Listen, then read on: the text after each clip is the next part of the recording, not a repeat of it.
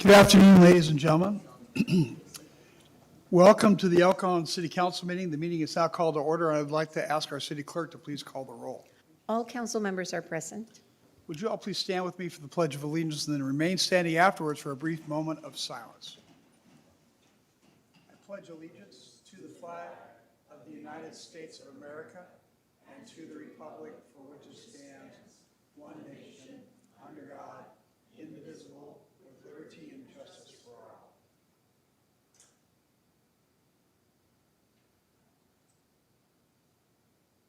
Thank you. Would you please stand? Oh, we can do this. The city clerk posted orders of adjournment of the July 14th, 2026 meeting and the agenda of the July 28th, 2026 meeting. In accordance to state law, City Council Housing Authority successor agency to the redevelopment agency policy. We have a presentation on today's agenda for America's 250th celebration. Deputy Director of Parks and Recreation, Julie Allen, will share this, tell us all about this. Hi, Julie.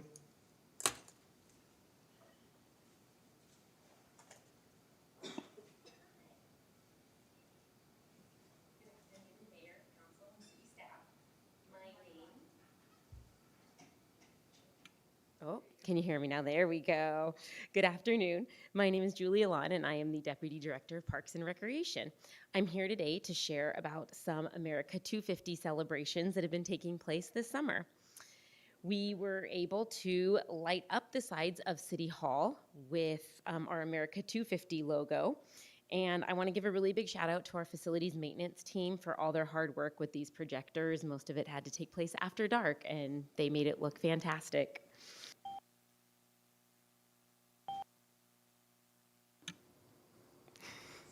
Sorry. I'm sure you've seen our street pole banners all around town. We actually did an employee contest for the design of these banners, and our junior engineer, Kayla Sue, was the winner with her wonderful patriotic design here on these banners that you've seen up and down our major roadways. We also placed larger street banners all around the city to market our special America 250 4th of July picnic. On this picture, you can also see the large flag on City Hall, which our facilities team installed in time for Memorial Day and left it up and displayed until after Independence Day. We had our 4th of July picnic and fireworks at Kennedy Park. In celebration of America 250, we kind of bumped up our event a little bit. We had patriotic stilt walkers, we had lots of games and crafts, America 250 headbands that kids got to decorate, jumpers, train rides, our DJs from 35 production, and we had an interactive timeline that highlighted some fun and key events that have taken place over the last 250 years. So guests got to kick off the timeline in 1776 by signing a giant Declaration of Independence. They went on to the Louisiana Purchase in 1803. We recognized the completion of the Transcontinental Railroad in 1869. We even had a little train ticket booth and handed out tickets to our own train ride in the park.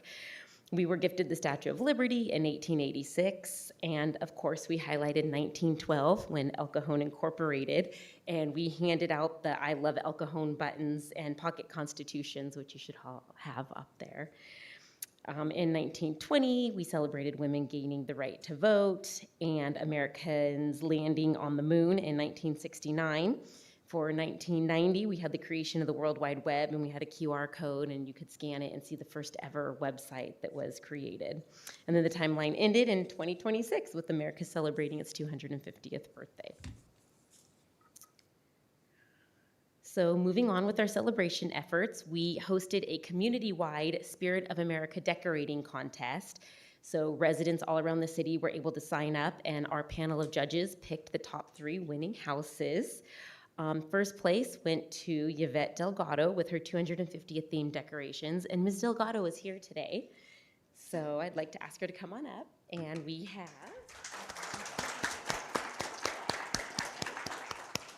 a nice certificate for you. Thank you. And a little prize for you. Thank you. Thank you.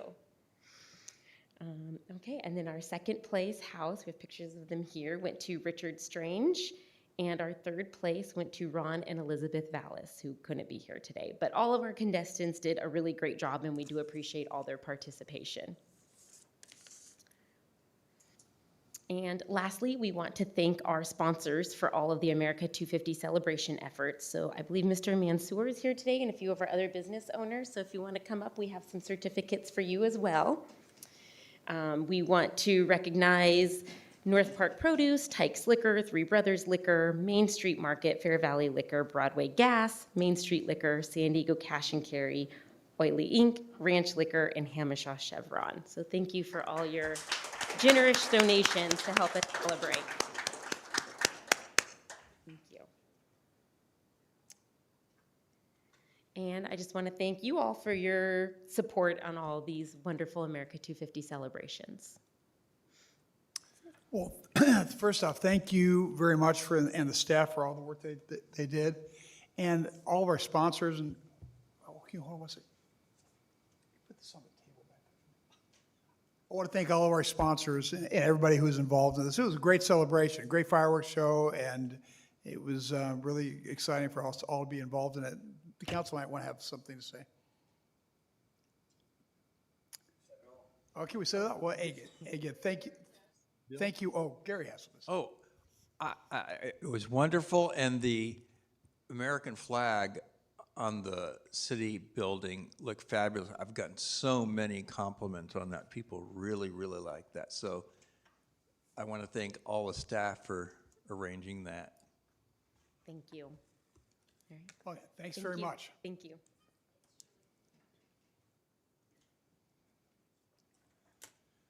Okay, agenda changes. Staff, do you have any agenda changes? No, sir. Council? That brings us to consent. Consent items are routine matters enacted by one motion according to the recommendation listed below. With the concurrence of the city council, a council member or person in attendance may request discussion of a consent item at this time.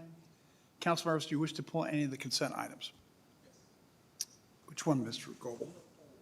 Number 4? And staff, do you wish to pull any consent items? No, sir. Before we go to speaker cards, let's go ahead and talk about number 4. Just a quick comment. The second amended and restated disposal agreement, otherwise known as SARA, with the San Diego Metro Wastewater JPA. This is a really important amendment because it kind of tells how we're going to be billed for the Metro portion of the wastewater, which we're transitioning off of when we start with the advanced water purification about a year from now. And so the people at Padre Dam were the last to sign, and they actually made some very good suggestions, which are good for the city of El Cajon. Raising the agreement has to be from 2/3 to 3/4 of the members to make any approval. And it's very important because as pure water from San Diego comes online, we want to be sure a lot of those costs aren't put into El Cajon's pocket to be paid. So I'd like to thank the city staff, city attorney's office, the TAC committee, technical advisory committee, Ms. Ariano, for excellent work there. And it really is a better agreement because of Padre Dam's addition. So thank you all for very important work. Took a couple of years to do, so excellent outcome. Thank you. Thanks, Steve. Anybody else want to pull any consent items? Do we have speaker cards for consent items? No speaker cards, sir. I can make a motion then to approve all of the consent items. Second. Please vote.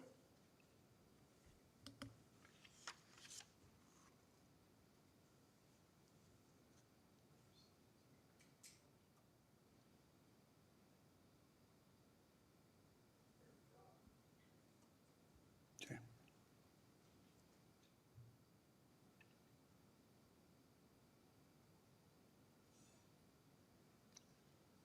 All right, that brings us, or did you want to?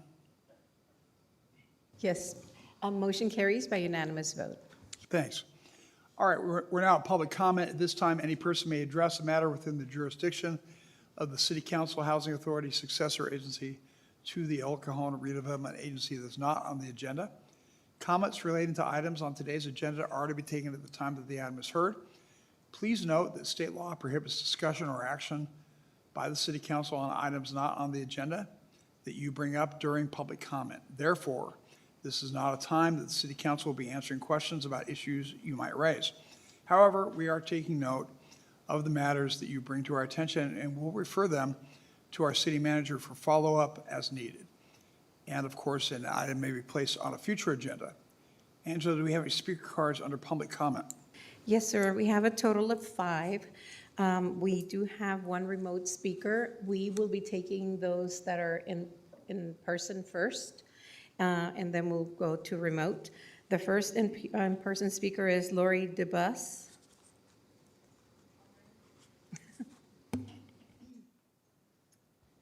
Hi, Hello, welcome. thank you. My name is Lori Divas, and I am here specifically, of course, I'm going to be fumbling with my notes, but to say thank you. Thank you to all of you for your assistance in our Hamishaw and Gustavo traffic calming measures that we've been addressing over the last 4.5 months.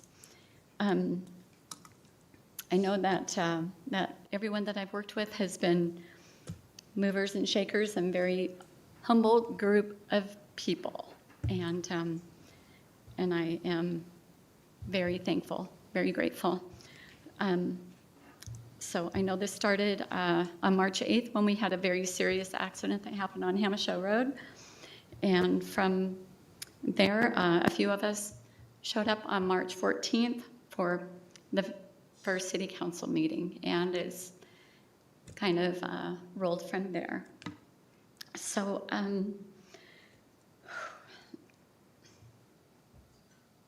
so our neighborhood really came together with our own community meeting, along with the town hall meetings. And the last town hall meeting that we had specifically for our neighborhood brought about the city engineers, city manager, Councilman Steve Goebel, and El Cajon PD, California Highway Patrol, San Diego sheriffs, and many more that that I don't know who they are. But I really wanted to speak to those that were, to give credit to for their staff, and that would be the city manager, Graham Mitchell, and Vince DiMaggio, and your staff. And I would also like to thank Yasmin Ariano for their planning and technical expertise, countless hours for everybody putting into this entire process. Dave Richards, also public information, and helping us get our flyers that we distributed out. Sorry, I cry when I get nervous. You're doing great, don't worry. Remember, everybody in this room wants you to succeed.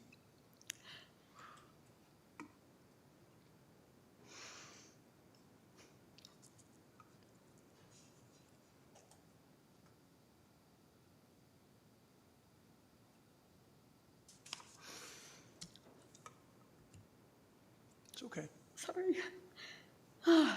All right. I didn't expect that. So I would really like to commend Steve for showing up and meeting with me this past Saturday to speak yet again with Channel 10 News and being there for moral support. So I'm leaving a lot of things out, I'm sure, but to read from a script is just going to be a little more difficult than what I would like to try and put you all through, as well as myself. So thank you very much for your time. Did you need any more time? No. Okay. Okay, thank you so very much. much. Good Brenda. job. Brenda Hammond.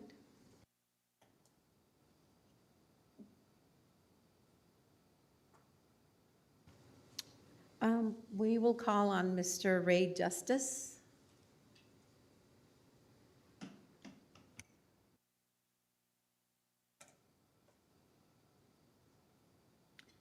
Hi, Mr. Justice. Hi. Welcome. Anyway, my name is Ray Justice, and I just want to tell you who I am and what I am and what I want to do. And I want to make this as clear as I possibly can, is that I want to do everything I can to help the problem on Chase Avenue and everybody on Chase Avenue, on East Chase. And my desire and purpose is to, if anything I can do to relieve that traffic congestion on Chase Avenue, I'd appreciate it. Because I've seen 2 people killed there in front of the house that I own. One of them happens to be my wife's grandmother. And it was an accident, but nevertheless, it was an accident. And we didn't press any charges.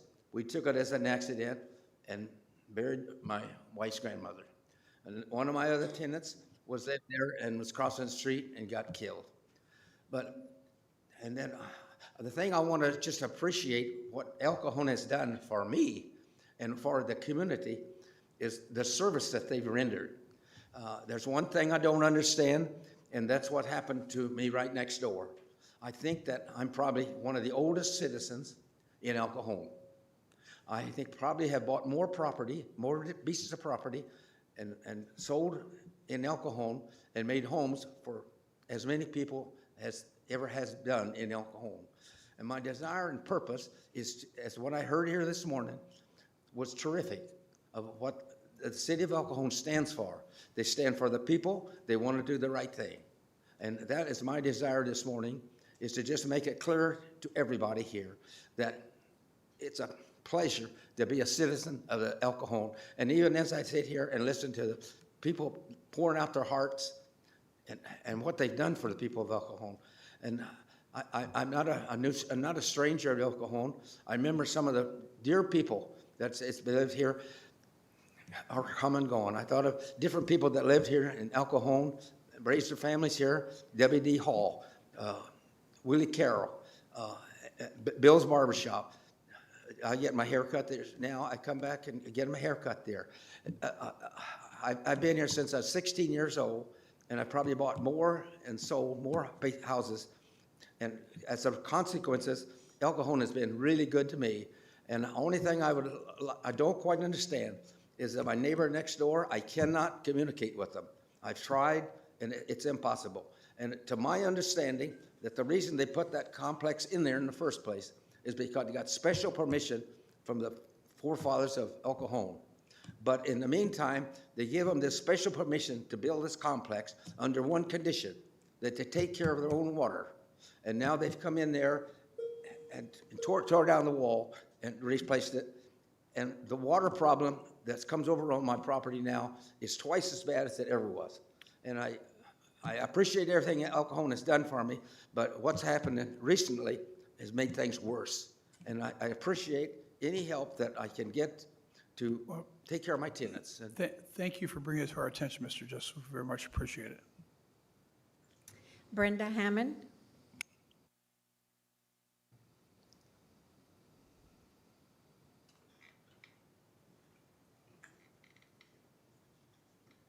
Hey, Brenda.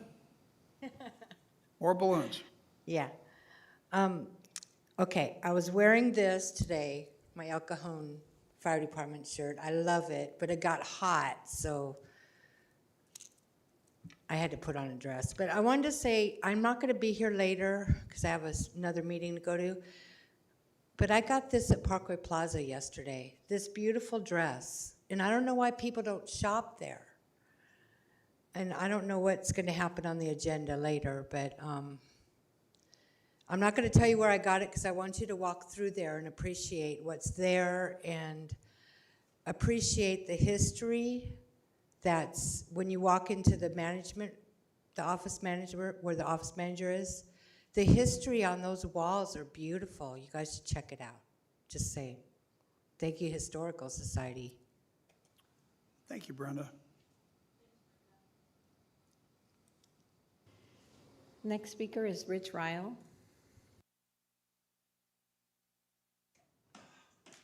Hello, Mr. Rao. Welcome.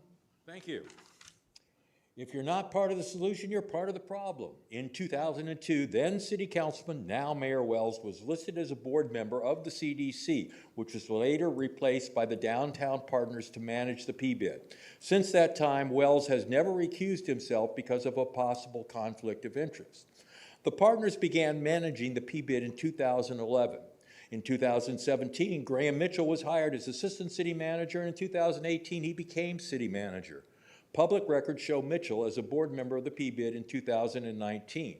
2022, Mitchell hired Marco Lamandri and New City America through a no-bid consulting contract to review the Downtown Business Partners operation and present a report to the City Council. They failed to report that it was suspended by the California for non-payment of taxes and that they have no records. In February, Mitchell, Lamandri, and NCA presented that report to the city. The report said the PBID board should use the $150,000 annual management fee allocation to hire outside management and that this should happen soon. 10 months later, on December 9th, an RFP for $150,000 was issued by Mitchell acting outside his scope of authority. The result was a process that was never authorized by any elected official. This is a crime. I have reported this crime to all of you. In the first months of 2025, the partner selected Lamandri to be the executive director of the PBID. In 2025, NCA and the business partners in another no-bid contract selected NCA to form a CBD to succeed the PBID. Last month, Lamandri refused to comply with public records requests seeking NCA's work product on the CBD certification. These questions are directed at the city attorney. Must Mayor Wells recuse himself from any vote or decision involving the PBID because of his prior board role with the CDC that was later replaced by the business partners? Were the meetings, discussions, and decisions leading to the December 9, 2024 RFP conducted in compliance with the Brown Act? Was the RFP properly authorized by a noticed vote or meeting of the Downtown Business Partners or the city? Did Mitchell, Lamandri, or other participants violate conflict of interest laws by participating in the issues of the RFP? Is Lamandri required to disclose the requested NCA product relating to the CBD certification? 6, without proper disclosure of the certification, can the city move forward with agenda item 6? In light of all the facts that I have disclosed, would you recommend that the City Council pull item 6 from today's agenda? Members of the City Council, delaying the vote will save the city tens of millions of dollars in potential lawsuits concerning the actions of Lamandri and Mitchell. If you're not part of the problem, be part of the solution. Pull agenda item 6 from today's meeting. Thank you, gentlemen and ladies. Mr. Mitchell, I just would like to say for the record, I've never been on the board of the CDC and I have never attended the meeting, ever. So, You're listed in the IRS reports for that year. Sir, we received 2 more in-person speaker cards, and we still have the one remote. The next speaker is Ryan Fan.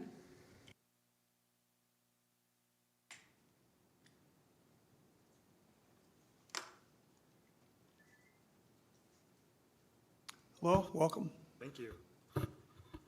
Good afternoon again, honorable council members and mayor. I'm Dr. Ryan Fan, here representing Mejdal, the Arab Community Center, and thousands of community members that we serve. This is our 4th time speaking at City Council specifically about this issue to, again, respectfully urge you to recognize more than 25,000 of your Middle Eastern and North African constituents. As I've stated before, we've already drafted a MENA resolution with city staff, and we're still asking you to agendize this resolution. We're a little concerned that this straightforward request is being met with hesitation in a city where it has the highest concentration of Arab Americans in the entire state. Federal and state budget and policy changes have led to further delays and obstructions to the implementation of a category on the 2030 census, and our state bill is getting delayed by state and local agencies. Local resolutions are a necessary step in demonstrating support for our communities and your constituents. They also send a message to state and federal officials that accurate data will better represent, serve, and inform the city's residents and decision makers. In a recent workshop, we asked community members to share about their experiences being invisibilized in the data. I'm going to share one quote today from Noor, a high school student of Syrian and Jordanian heritage. She said, "As a resident of El Cajon, I've seen that many Arab students in our schools don't receive the language support that they need to succeed. From my own experience, when I first came to the US and started school, I didn't know a single word of English. I wish there had been a single teacher or staff member who spoke.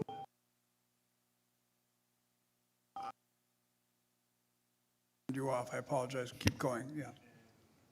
Should be, I was trying to turn you up in my speaker. Cheers, thank you. Okay. From my own experience, when I first came to the US and started school, I didn't know a single word of English. I wish there had been a teacher or staff member who spoke Arabic and could help me. I struggled to understand my classes, and when my teachers asked me questions, I couldn't answer because I didn't even understand what they were saying. That made me feel embarrassed and different from the other students. One of my friends went through a very similar experience. When she arrived, there were no Arabic-speaking teachers or staff at her school, and she was expected to take standardized exams without understanding the instructions. She couldn't explain her needs because of the language barrier. This affected both her education and her confidence. Later, she transferred to another school where there was actually an Arabic-speaking teacher, and that support helped her succeed, graduate, and feel like she belonged. I believe that recognizing Middle Eastern and North African communities in government data will help schools provide the necessary support and resources that students need so that no child has to go through the same challenges that we experienced. I respectfully urge the City Council to agendize and pass the MENA resolution. And again, thank you for your consideration. We look forward to seeing you at the next City Council meeting on August 11th. Thank you. Next speaker is Samsam Fadil.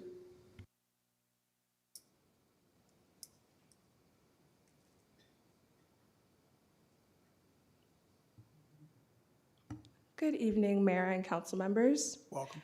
It's great to meet with you all again this afternoon. 2 weeks ago, I provided a public comment detailing my own lived experiences within the community college system and how representation provides continuous support. In the past, at the Mejdal Center, we have organized workshops with students and other community members to support our advocacy efforts. One comment in particular that stood out to me was when a student was asked if they have ever felt unsure whether they qualified for scholarships, programs, or funding based on how their racial identity or ethnic identity was categorized. The student responded, and I quote, "Yes. When I first heard about CAPWA, I was keen to join, but hesitated because it was for Asian American Pacific Islanders, and I wasn't sure if I counted as Asian or even if I was able to participate in the program, because if they were able to participate in the program, then it would enhance their academic success. However, despite being Afghan, which is Central Asian, they have to consider whether they can qualify for a resource, which is a question that their counterparts don't have to face. We also asked if they could identify someone at school who supports them and understands their culture and language. The same student responded and said, "I don't know anyone in college who speaks my language, including faculty members or professors. Honestly, I've never even thought about having that kind of support because not having it just became normal to me." After asking the same question to another student, they said, "There are classmates that I have met and befriended. One is Iraqi Chaldean, and my other friend is from Algeria. We can relate and help each other better understand class material when communicating in Arabic."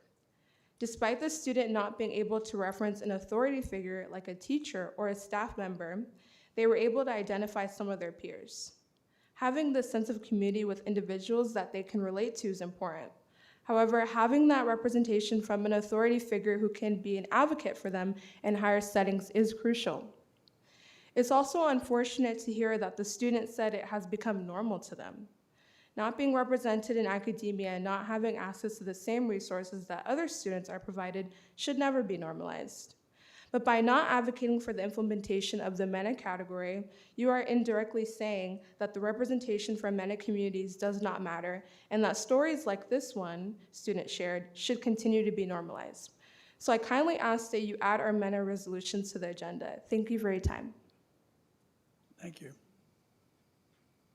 And the last speaker participating remotely is Truth.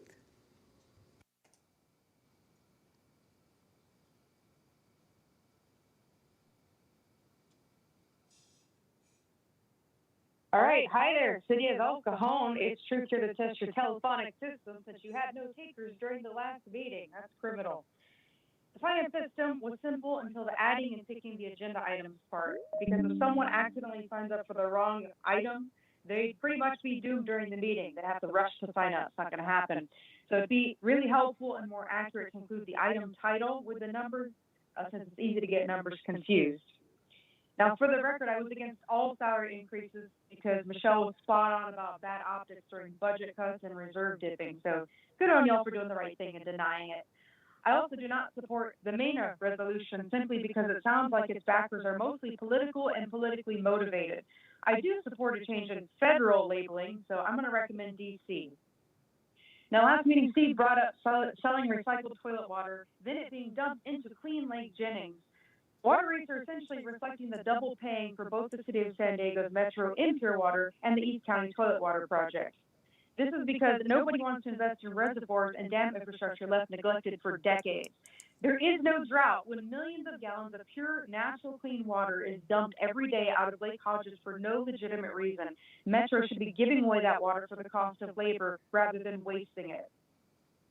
I was also alerted to a 2022 Memorandum of Understanding between the East County City and the County of San Diego. Why would the City of El Cajon approve of a harmful MOU that reads, the parties agree that it is beneficial for all of them to pursue efforts that align with Housing First principles. All parties desire low-barrier emergency housing and facilities within each jurisdiction. To identify potential locations within the City of El Cajon for low-barrier emergency housing. To seek the establishment of permanent supportive housing within the City of El Cajon, etc. Housing First and low-barrier means drug addicts get taxpayer-funded homes and never have a requirement to get clean and sober. Besides the toxic state grant that was rightly rejected, has the city denounced and rescinded this MOU and its failed ideas and policies yet? If not, why not? It needs to happen ASAP because it's unacceptable that this MOU was ever signed, and I'm going to put that document into the public record next time.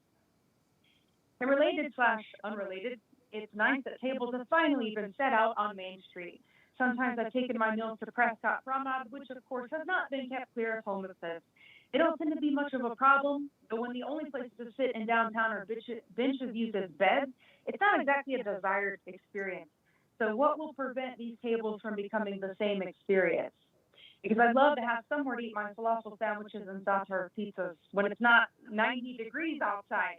As in, why did the city wait until hot summer to put those tables out? That was a rookie move. The Pac-Man graphic shows the summer sun eating into my chances of sitting outside in the heat. So thank you for listening to my comments. Hopefully they came out okay. A truth. I just wanted to congratulate you for being our first one.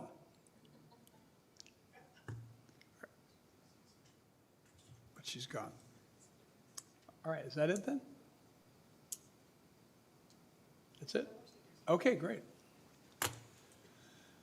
There are no written communications on today's agenda. There are no public hearings on today's agenda. We have 3 administrative reports on today's agenda. Item 6 is a resolution of intent to establish a downtown El Cajon community benefit, and staff will tell us about this.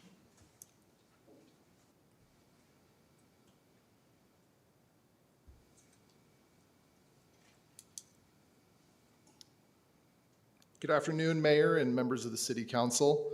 I'm Nate Prescott. I'm a Senior Management Analyst here in the City Manager's Office, and I represent the city on the Board of Directors for the Downtown El Cajon Business Partners, which is a property-based improvement district here in the city. So instead of renewing that PBID, we are choosing to create a new community benefit district instead.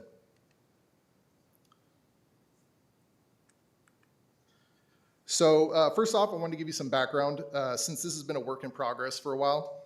In 2011, the city formed the Downtown El Cajon Property-Based Improvement District, or the PBID, to improve and promote the economic well-being of downtown El Cajon. In April 2026, I presented to you all about the next phase of the district, and the City Council authorized staff to vote in support of the petition to create a new community benefit district in downtown El Cajon. Now, taking a little step back to 2023, in 2023, after receiving guidance from the City Council, staff issued an RFP to analyze the PBID's progress. New City America won the bid and was hired for the analysis. That analysis was presented to the City Council in 2024 with recommendations for the city and for the downtown El Cajon business partners. Their report showed that current PBID law was becoming obsolete and didn't provide for the transformational dynamic that's seen and successful in thriving downtowns. So they recommended that the city adopts a community benefit district enabling ordinance, which we did. And the other recommendations were sent to the downtown El Cajon business partners. The recommendations for the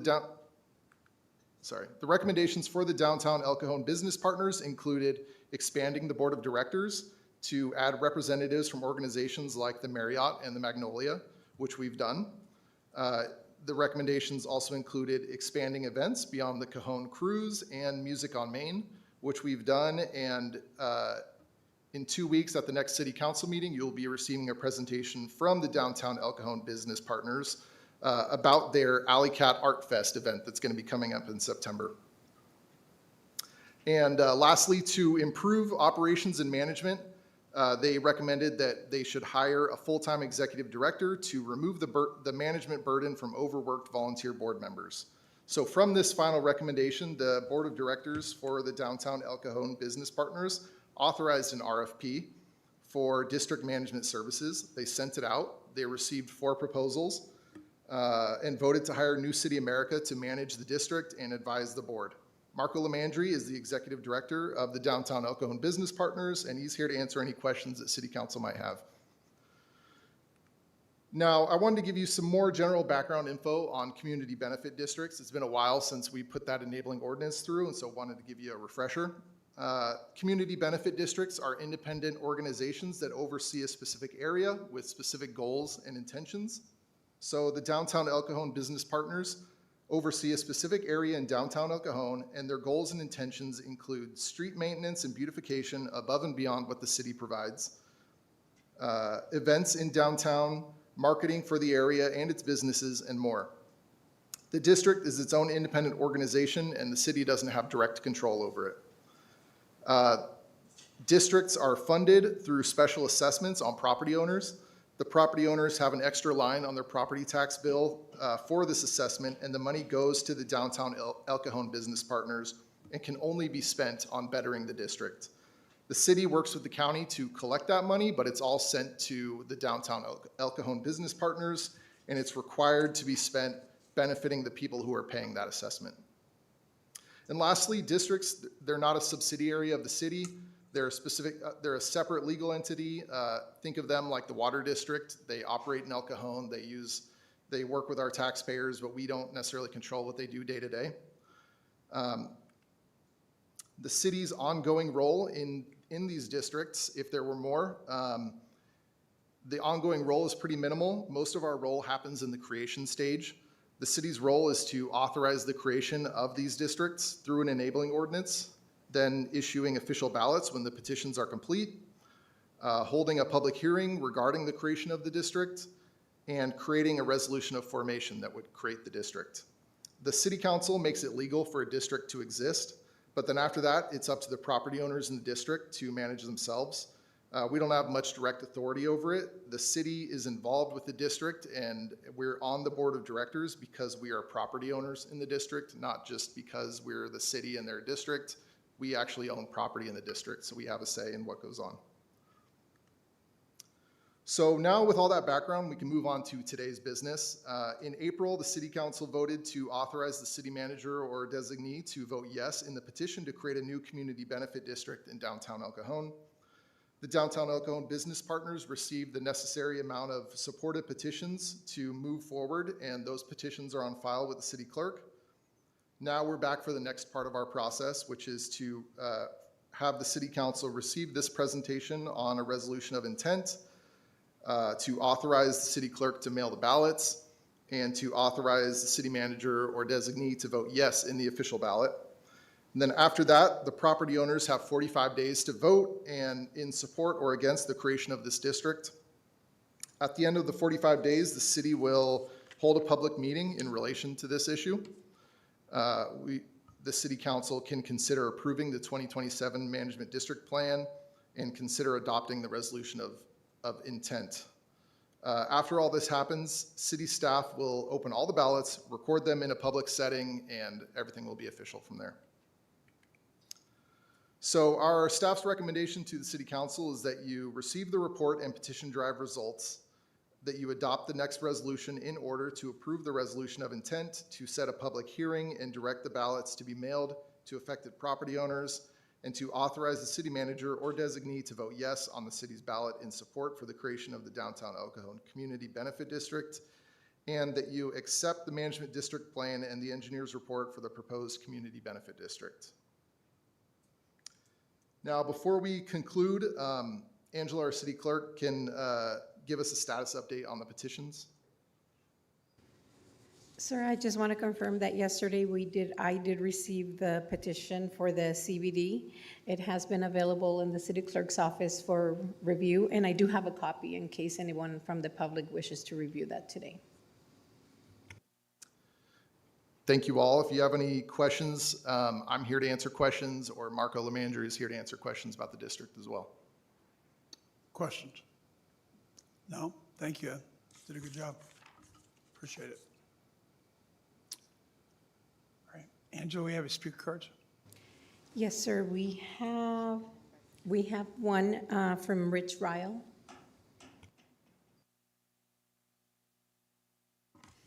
First of all, I'd like to point out, you don't have any legal opinions. What you have is staff working for their own best interest to create more money. First of all, nowhere in the PBID law does it authorize the use of the PBID funds to create another CBD. I didn't see it, and I think that that would be a legitimate challenge, if nothing else.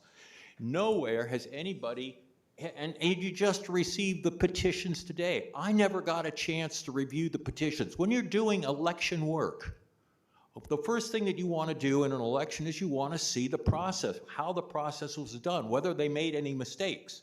I asked for it last month.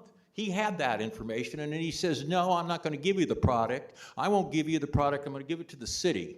And again, Lemandry, he's got this great contract with you guys. I mean, he got it illegally. Nobody addresses the issue. It was illegal. You never authorized the city manager to issue an RFP for $150,000. Now, here's what I'd like to suggest that you do. I would like to suggest that you receive the report and petition drive results, and that you direct the city clerk to tell the PBID to give me all the information that was used to create, and who the people, I don't even know who signed the petitions. I want to go back to the people who signed the petitions and make sure they are aware that they're going to increase their taxes by 200 to 400%.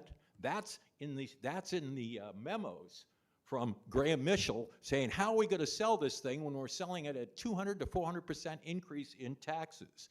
Now, how hard is it to stop, to stop the madness here and investigate what I have said is wrong here? I mean, three of you are up for election. You're going to have to go before the voters, and Mitchell has already cost you $100,000 in his misplaced belief that the PBID does not apply under the Brown Act. We all know that's wrong, and he wasted $100,000 of your money. And then he gets in bed with a man who has a savory past. He's been investigated for 2 years by the FBI and the San Diego County District Attorney, yet he gets a no-bid contract. You guys spent $200,000 on this guy to get to this point today, to where we are today. Please, don't make me sue you. And believe me, I don't want to go out there and hire another attorney and sue to overturn this action, but I'm telling you right now, you don't have the legal authority to bring this forward, and so I'm going to leave it to you again. Remember, if you're not part of the solution, you're part of the problem. If you vote to go forward, you created the problem, and it's on you when you talk to the voters. Thank you. Sir, we received another comment, a remote comment from Truth. Just one second. I want to talk to Graham Mitchell real quick. So we're being accused of wasting $150,000 and for hiring Mr. Lemandry. Wasn't the PBID that hired Mr. Lemandry? The city did hire him to do the study of the P-bid generally. That was under my authority, approved, budgeted by the city council, so there was full approval there. Then the P-bid issued an RFP, as Mr. Prescott mentioned. There was 4 bidders, and the P-bid board chose New City America to be the executive director. I'm not quite sure what $100,000 he's referring to. But just to be clear, it was the P-bid that entered into contract with Mr. Lamandry's group, That is correct. not the city of El Cajon. That is correct. Okay, I just want to be clear. We have another speaker? Yes, we have a remote caller, Truth.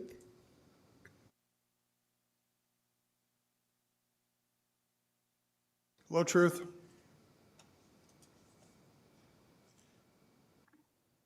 Hi there. I actually did not sign up for this item, but you know what? That's okay because I do have a thought about it. I just have 2 quick thoughts.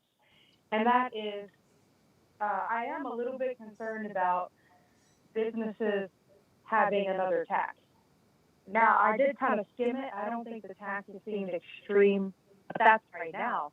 What about later? If the P-bid actually finds a lot of value, it starts raising, in value of the property and the existence of itself, what are those taxes going to look like? Because there's a lot of small businesses on Main Street. I am a little bit concerned in the future how that's going to play out, if it's kind of going to result in the gentrification type of tactics result, I should say, not a tactic, I would hope. And what was the other thought on my mind about it? I don't remember. So I was just say I'm a little bit concerned for small business, how that's going to end up for them in the long run. But I think overall could be a positive thing. But yeah, a little bit more that was the other point, transparency. A little more transparency, because I was concerned about that too. If the clerk says there's new information suddenly available, you do need to provide that to the public. So I would just ask, is it available online right now? And what time was it available online? Because I think legally you do have to have it within, 48, 72 hours? I could be wrong, but that's generally the rule. So, thanks. Thanks, Truth. That's it? Okay. Back to City Council for discussion. Or if somebody would like to make a motion.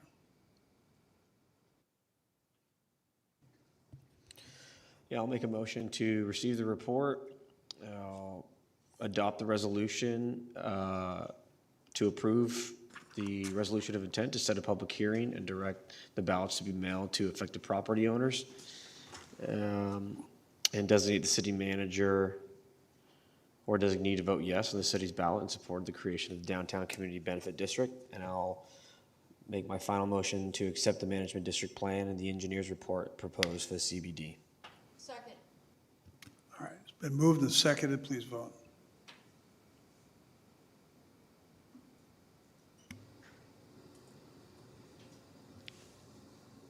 Motion carries by unanimous vote. Thank you. Item 7 is an update on social services and business incubator programs, and I'd like to ask our staff to tell us about this.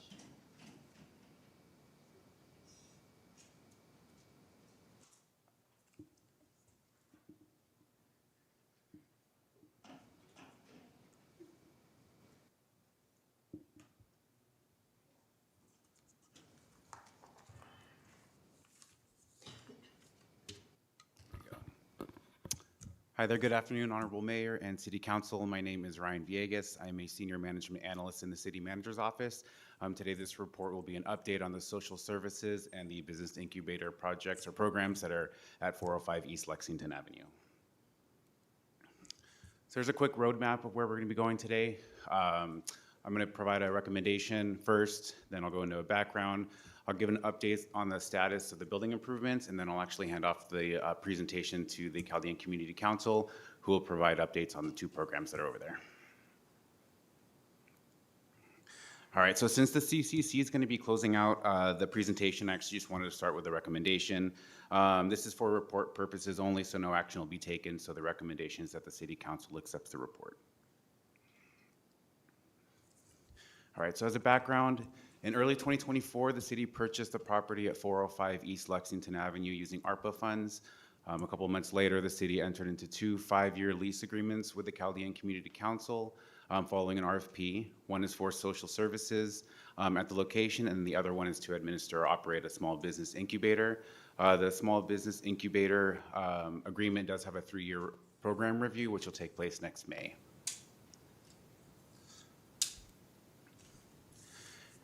And then a quick background or status update on the building improvements. So when the building was purchased back in 2024, it was understood that tenant improvements needed to take place. That bid closed in earlier this month, and a recommendation to award the contract is coming in a separate report that'll be just after this one. And construction is anticipated to begin in September and then wrap up in November, which will be in time to meet the ARPA deadline of December 31st to expend all remaining ARPA funds. And then separately, the city was recently notified that it was awarded a $1 million community project funding grant through HUD. That grant is a reimbursement grant compared to ARPA, which that money was front-loaded, if you will. So this one's reimbursement. City staff is still understanding the program requirements, sitting through monthly webinars. There's going to be an environmental review, project scope and budget that will also need to be developed. And since this HUD grant is specifically designated for the 405 East Lexington project or property, and it cannot be used elsewhere. However, any action under any action cannot be taken until after the ARPA funds are concluded, so not till after November or December of this year. And so staff anticipates the earliest drawdown to be late next year or even into 2028. And with that, I'll actually invite up Dr. Nori Barka with the Chaldean Community Council, and then he'll introduce his staff and then provide updates on the 2 programs there. Thank you. Hello, Dr. Barka. Good evening. So I'm here to present an activity report about what we do at the Chaldean Community Council, our services, and activity based on the RFP that we did with El Cajon City in 2024. So first, we're going to talk about our social service program. So we'll give you an update, how many people we are serving, and I got specific question from the city. They asked me to answer them. So I'm going to follow the city question and answer them one by one, and then we can discuss. So if I can get the next slide, please. Oh, it's here, sorry. Okay, thank you. So basically, I'm going to start with about us, and then talk about the social service, and then talk about the incubator, and then the staff, which going to represent, their point of view and their update to you too. So basically, our mission, we are dedicated to delivering social services to individuals and community in need. So basically, we serve everybody. We don't limit our service to any group or ethnicity or religious. So basically, we are open to help everybody comes to our center, and we do different programs that were housing, job training, healthcare placement, business development, and others that we help people with. As simple as people come to us just to read a letter. They cannot understand it, and we help them to understand the meaning of that letter. Our vision is to a future where every individual has the opportunity to achieve independence. So our goal is to assimilate people, especially refugees and newcomers, and our focus really in community from Middle East that represent our main client that we serve in El Cajon. And if you know, El Cajon and East County has big number of these refugees coming from Iraq and other countries, from Syria, from Afghanistan, and from everywhere else. And we try to help them with all their needs at our center.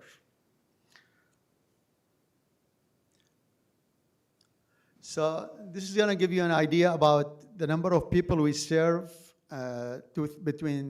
since we did the agreement with you in 2024 till today.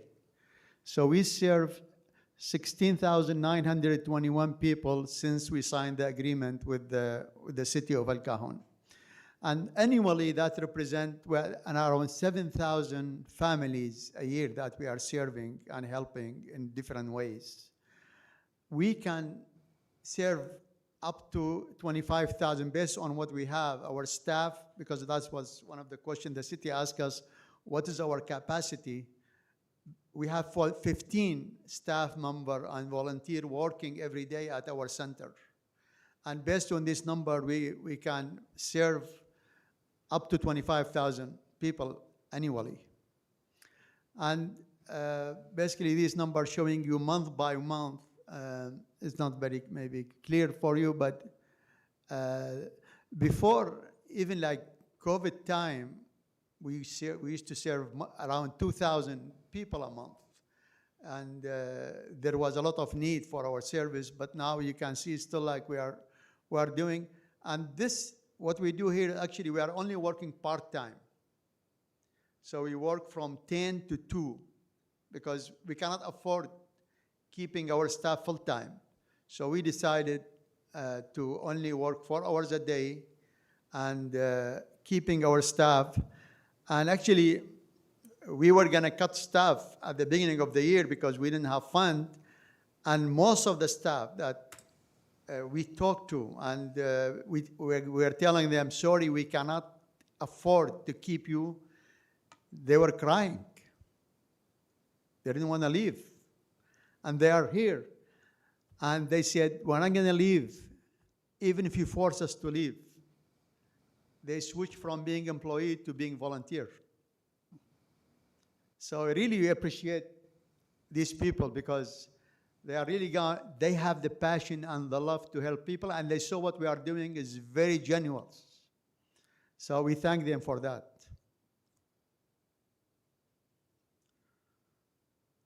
So I mentioned to you that we can run up to 25,000 people a year. We don't have enrollment. Basically, I'm just answering the city questions. Basically, there is no waiting list. We serve everybody. They come to our door, and they walk in, appointment. Sometimes people are referred to us by other groups. And the service we provide, the demographic distribution, and so basically we serve newcomer, refugees, immigrants, senior, youth, low-income family, individual with limited English proficiency, job seeker, small business owner, family at risk, all of these people.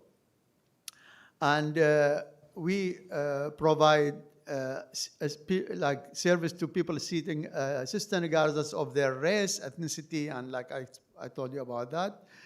And these are the areas that we help people with, application form, benefit enrollment, housing assistance, employment assistance, immigration, translation, health education, family support, and community resources. And again, this is a detailed area of services that we provide, social service, housing. And we're going to have people talking about the housing part and also the workforce development, the education, economic development, community education, and emergency needs assistance. We help people with low income, and they cannot, sometimes they need help with food and even paying rent. We help them with that.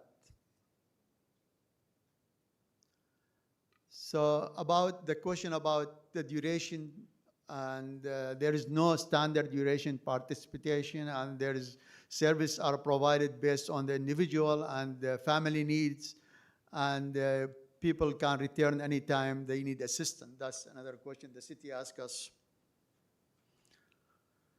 So the outcome, at least over the since we started our contract with you, we were able to find jobs for at least 200 people through different kind of partnership with the Cajon Valley School District. We did at least 4 job fair with Cajon Valley School District, and we were able to help or hire at least 100 people bilingual, because this school district needed people to help them, and they were looking for a qualified candidate, and we did help the school district to hire these people. Also, we work very closely with the PCG, and we help, we hire people for PCG, and we, find basically candidate for other businesses in partnership with the PCG. And also we receive calls from many businesses, and sometimes people calling us, they are looking for a job, so we try to find them a match based on their resume and their qualification. And I can tell you, just my company, like Calbiotech, we have hired maybe at least 40 people through the, the people asking or looking for a job. I'd hire them at Calbiotech or hire them somewhere else because they have a degree, they have, biology or chemistry, and we do all of that. We have a program helping people with housing. And we just started this relationship with San Diego Foundation. Like 3 months ago, we started a contract with San Diego Foundation. And based on the program, we have a housing navigation system.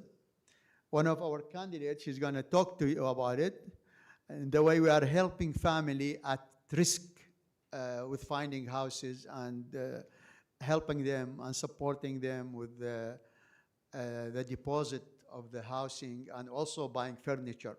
And this is based on our relationship with San Diego Foundation. Also, we have a program with the community health worker. And again, we help people with that. And this is another program we have contracted with the San Diego Foundation. So besides that, we get people at our door at the end of the month, and they need rent supplement. Like, the rent is in El Cajon is even this one-bedroom apartment could cost you $2,000. And many people, they cannot afford, they don't have money to pay $2,000. So they are short of money. So we have some of our community members, they supplement these people. Like they come, we have a list, we can share with you a list of many families. They come every month to us, and they need 500, to pitch in to help them with their rent. And we pay them 300. We have recorded all of that. Every month, every person come, we get their driver license, and they sign, they receive this much money from our center. And these people, this money is donated by our community, by our basically business owner. And I can mention one of them. He's one of the biggest donor, Robert Zucker. He owns a mortuary business in El Cajon. And every month, this guy is helping us, is helping this family. So I want to thank him for that. We have another program. Chaldean Radio has been helping our people since 2017. We have over 84,000 followers on Chaldean Radio. And this Chaldean Radio program was very powerful during COVID time. And even I have our Mayor Bill Wells and many of the city council members, they were in the Chaldean Radio, and they were talking about, the impact on COVID and what to do and what not to do. So this program has helped thousands of people to educate our people, to educate our community, especially that time, because we were kind of afraid, because most of our people, they live in apartment in El Cajon, and they are used to get together every day. So one building has 20 apartments, 18 of them are Chaldean Middle Eastern. And these people, they are used to socialize. Like the husband goes to work, and the wife and the children are at home, and they get together. So this was one of the things we're trying to get people to limit, social distance. So anyhow, we did a lot of work during that time, and we keep our program is still going, and actually we expanded.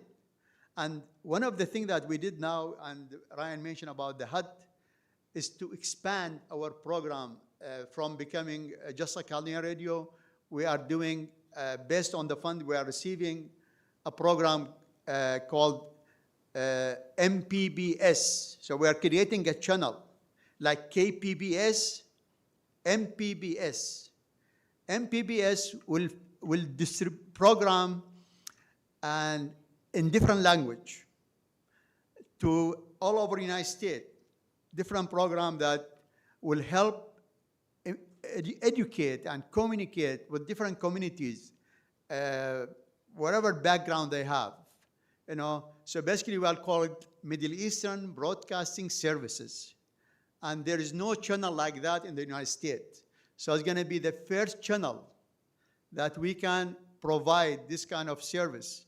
And a part of our program is to hook with FEMA. So when there is an alert from FEMA, we're gonna give this alert to all these people in their language. So this will be an extra service, and we are proud that this is gonna be from El Cajon all over the United States, which is an amazing project. And we were approved by, as an earmark by Congress. The funding is for $1 million to establish public broadcasting service channels, which is gonna be an amazing service to our community, educating them, and besides doing all the other things that we can do to help their businesses and to help these communities.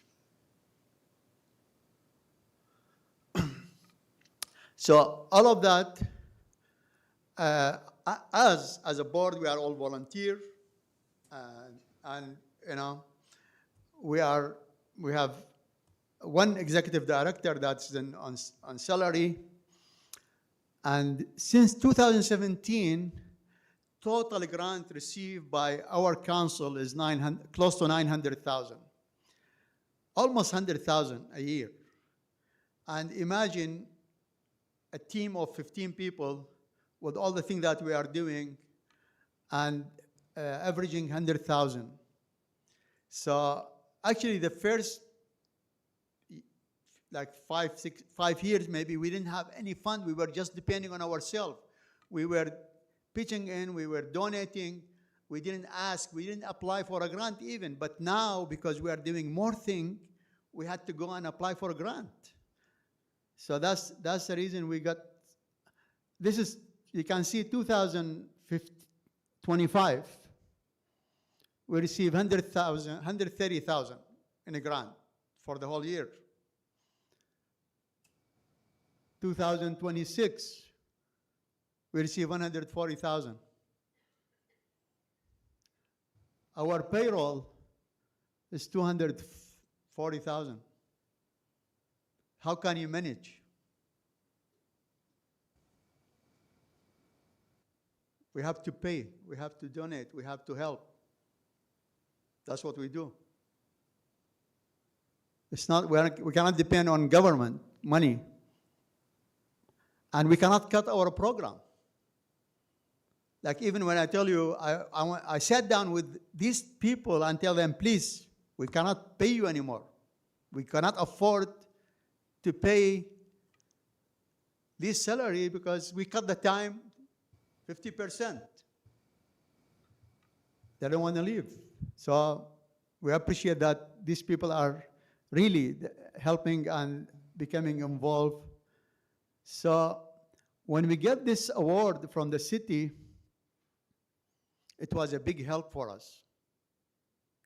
Imagine if we had to pay rent, if we didn't get the RFP, we would be out of business by now.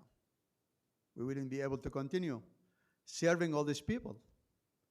So the city really saved this organization, and through this program, through these people that are sitting here, we were able to help thousands of families. It's a lot of work. And your involvement, you are a part of it because you did the right thing. You help us keep going. And we thank you for that.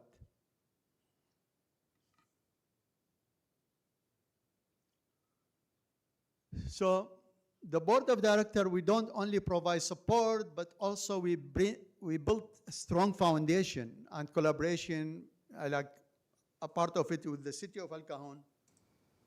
And these are example of our partners, like in many ways. And we do different program, like we have a program with the El Cajon Police Department. One of their police representative, they come to our office every month and they meet people, they meet family. And we schedule their time.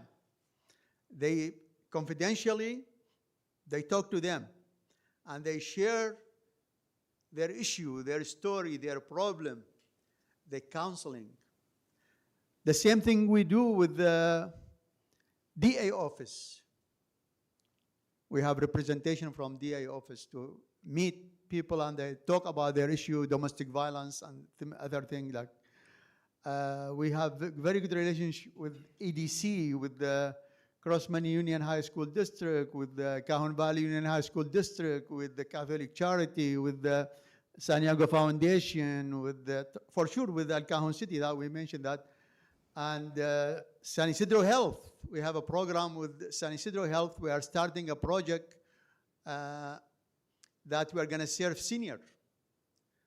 It's called Alternative Daycare Center. Senior we have a place in El Cajon for senior, a daily program. We provide breakfast, lunch, and social activity. And we are in the final stage of having this program going and starting. So we work with UCSD, we work with Autism Society because we have many cases of autism in our community beyond the normal level. For some reason, people coming from Iraq, they have higher percentage of autism. So, I mean, you can see all these people are helping us somehow in doing this collaboration. Like San Diego Foundation is paying the salary of 2 of our employees, which is helping us a lot. So we tried, to find a way to continue to survive. And this is some picture that we can show our team and our board and a part of what we do. This is when I mentioned Marcel is going out and basically he get product and food from donors, from company. We have many businesses in El Cajon. And we start this idea of helping community distributing product. And actually, one of our partners, Alexis, she worked with us, and we bring the food and the product, and she takes it and distributes it. She's helping us with that. She's doing an amazing job in helping many families in East County. So now we talk about small business incubator. Again, our mission with the small business incubator is to help, as a Chaldean Community Council, we want to help everybody. We want to help startup company. We want to help entrepreneur and people with the idea so we can increase the number of businesses in El Cajon and we can empower our city. That was the main idea. I presented this idea to the city council in 2015. And we worked hard. We couldn't find a location, but now we have a location that we are working hard to start this project. So basically our mission is to empower entrepreneurs, to give them the opportunity to basically start their businesses and develop their business idea and build El Cajon, make it a better city for everybody. The program involved giving free workspace, business setup, business mentoring, networking, marketing, brandings, websites, social media management, videos, all the things that the business need to basically start, develop, And we work very closely with EDC to help in their side. So if you want a corporation, an LLC or S Corp, whatever, they are going to help us with that. So we have some challenges here because first, we have been preparing the building to suit the incubator, and for one of our engineers here is helping us, Sinan. So I think now we are almost close with the bidding process and hiring a contractor to build the incubator site and make section for every company that they can have office space. So that part is not ready. The incubator space now is demolished. We cannot use it, so we cannot bring people basically to use the incubator as a space. So because our main goal and the main incentive to this company is to give them office space, but we don't have it. It's not ready. The other challenge is access to capital. Most of these people, when they come, they need seed money. And this is what we are facing. They said, I want to start, I need 10,000, 20,000, whatever. And there is no funding in our incubator program or setup. We don't have a funding resource. So that's a challenge we are facing. People, they come to us and they said, I want to start this project, but I need this much money. Hopefully, at one point, when we have the building ready, when we have the setup ready, we can look for people like investors. We tell people, like the candidate, provide me a business plan, I can take it to these investors. Hopefully, they buy your idea and they invest in your project. So whenever the incubator facility is ready, this could be another thing we are going to push for. But at this point, these are the challenges we are facing for the incubator part. And we know the lease for the incubator is going to end next year, but to be honest with you, we haven't been able to do much because it took a long time, 2024 till now. We don't have the building ready because the process takes a long time. We understand that, and this is a federal money that you cannot spend in just like that. You have to follow the procedure and hire the right contractor, and it takes time. So it's been like 2 years. We haven't done much.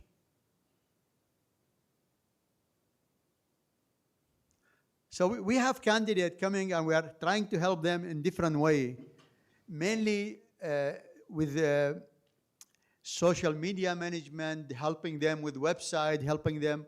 We develop an app we call it El Cajon Small Business Directory.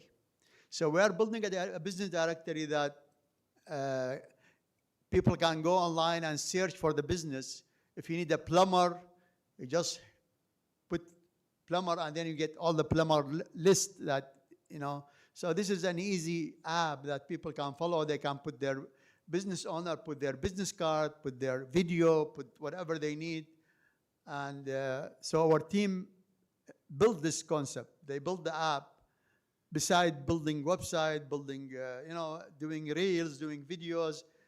And we're going to talk about it with some of our staff. They're going to share with you. Now, again, we're going to have a story of impact, from our team members. And our executive director, Juliana Georgis, is with us, and she's going to tell you a little bit about what we do, and when it comes to serving people. And Juliana, besides being our executive director, she's an elected official with the Cajon Valley School District, so she's helping both sides.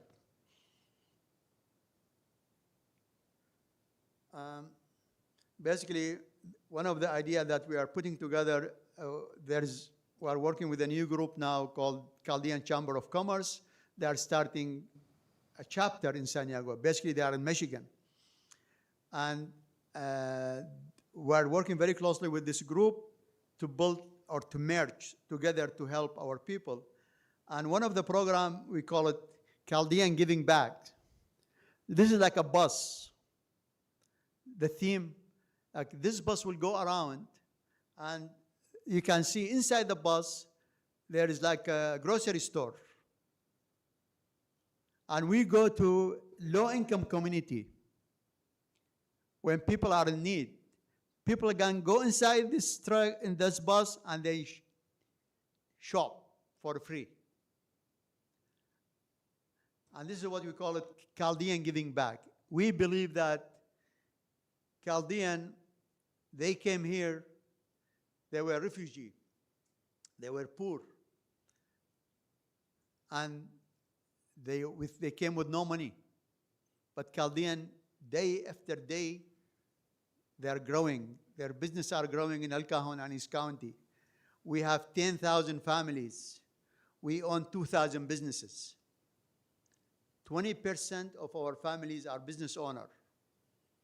And this kind of program with the Chamber of Commerce, where we want to be able to tell our community, not only El Cajon, we go everywhere, and we want to share with our people, share, blessing that we receive from this country.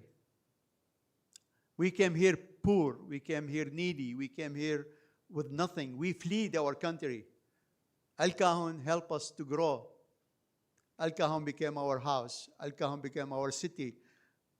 And our children went to school. And our children became doctors, attorneys, professionals from the city.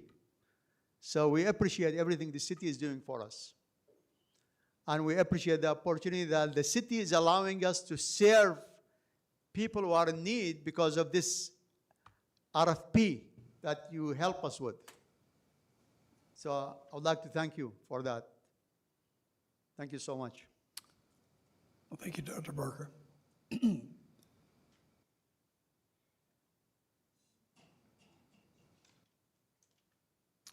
Hello, Joanna. Thank you. Good evening, Mayor, City Council. Today, I'm not here to talk about numbers, programs, or statistics. I'm here to talk about people. Every day, someone walks through our doors carrying a burden that they cannot carry alone. When they come to the Chaldean Community Council or our center, we don't just offer services.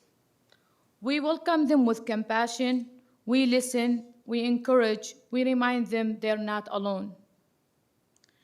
Yes, we help people find jobs, housing, healthcare resource, but what we really provide is hope. We help people believe in themselves again and take the first step toward a better future. As the executive director, I can proudly say that we are not just measuring success by numbers. We are changing lives. Together, we build a stronger El Cajon, and I would like to thank you for believing in our mission and helping us continue this life-changing work. And I would like to introduce Andrew also. I kept it short because I know everyone will talk about their role and what we do.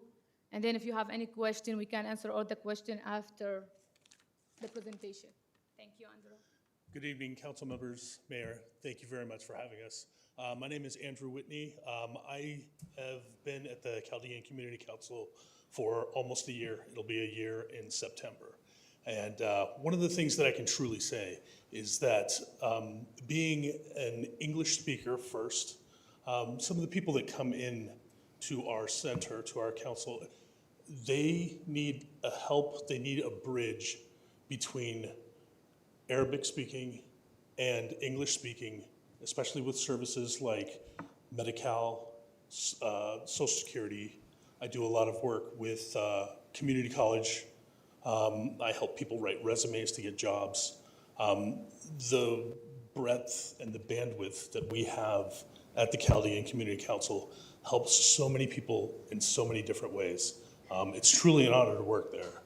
I work with people like Dina, who helps with the housing navigation, which is a new program that we started with CHW. I'd like to introduce her right now. Thank you very much for your time, and thank you for having us. Thank you, sir. Hello? Good evening. My name is Dina. I am the housing navigator with the Chaldean Community Council, working in partnership with the San Diego Foundation. My role is to help individuals and families who are at risk of homelessness or losing their house by connecting them with housing, resources, support, service, and community programs. I guide families through the entire housing process, from finding affordable housing and applying for assistance program to overcome their barrier that may prevent them from obtaining and maintaining stable housing. Currently, I have the privileges of supporting 28 families from many different backgrounds, culture, and nationality all over San Diego. Every family has a unique story. And the most rewarding part of my job is helping them find stability and hope during difficult times that they go through. One family I have helped that will always stay with me, that they were living in an unsafe home while expecting a new baby. Through the housing navigation program, I helped them secure a safe, comfortable home before the baby was born. We were also able to provide them assistance valued up to $5,000 per family, covering their security deposit, furniture, and other household items so they can begin the new chapter with comfortable and dignity. For me, housing navigation is about more than finding a place to live. It's about giving families stability, dignity, and a fresh start to start. I am grateful to be part of the Chaldean Community Council and a program that allows me to make magnificent difference on the lives of the families I serve. Seeing a family finally feel safe in their new home is the greatest reward. Thank you. Thank you very much.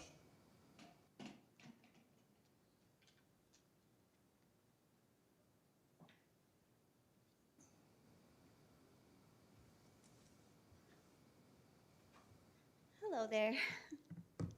Hello. Hi. I apologize in advance for my nervousness.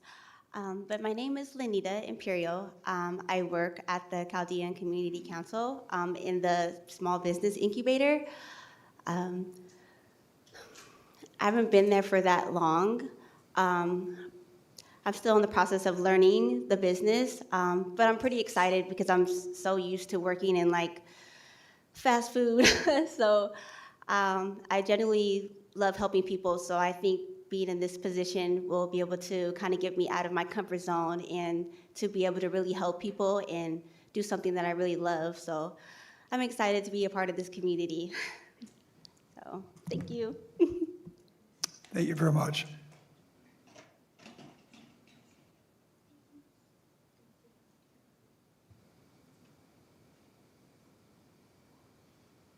Good evening.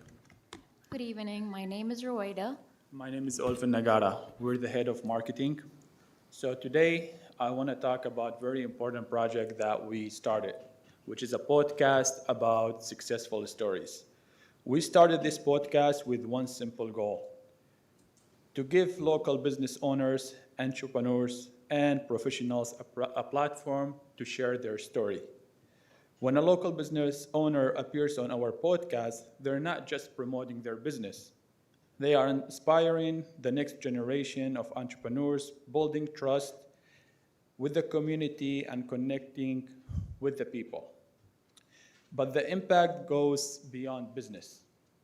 Our platform brings people together and gives young people a role model they can relate to. And it reminds all of us that success is possible through the hard work and giving back. We also believe every small business deserves the opportunity to grow. So we empower small businesses by providing them the visibility, starting from website management, being present on social media, anything that they need for them to make money, to grow within the community. We're there to help them in every possible way. And I am so grateful to be part of the community council. Thank you. Thank you. Thank you both.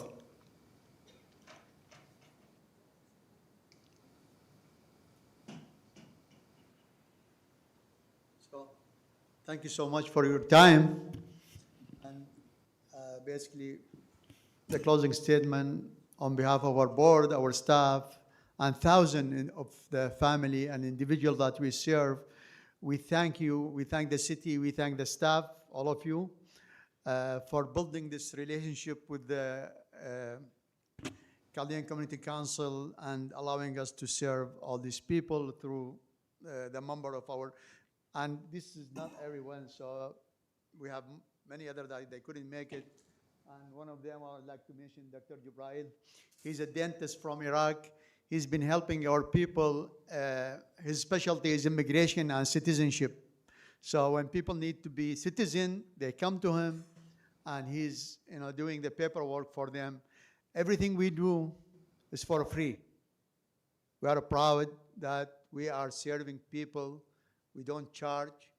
We help as volunteers. So if you have any question, Yeah, Dr. Barr, I'm going to open it up to questions before we get started. I just want to thank all of you for all your hard work.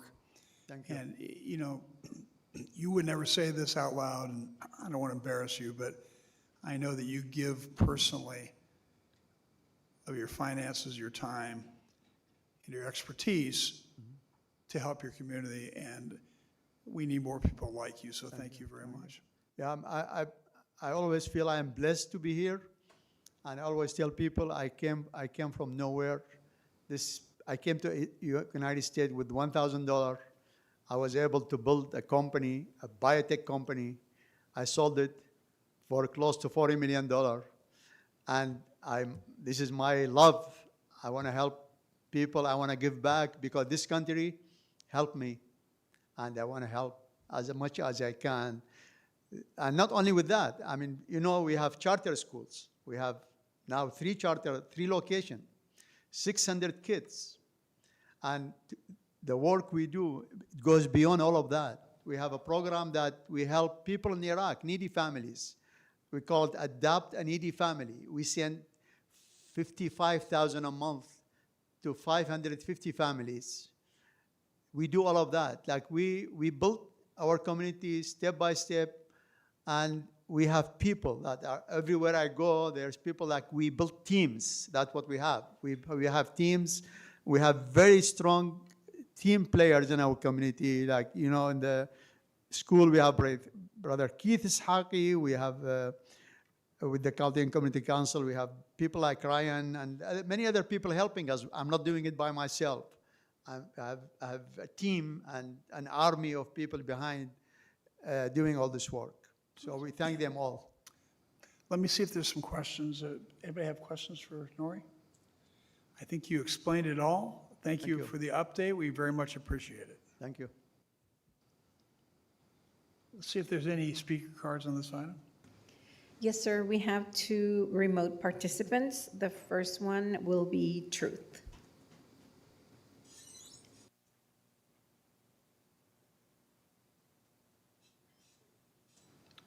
I'm sorry, who was it?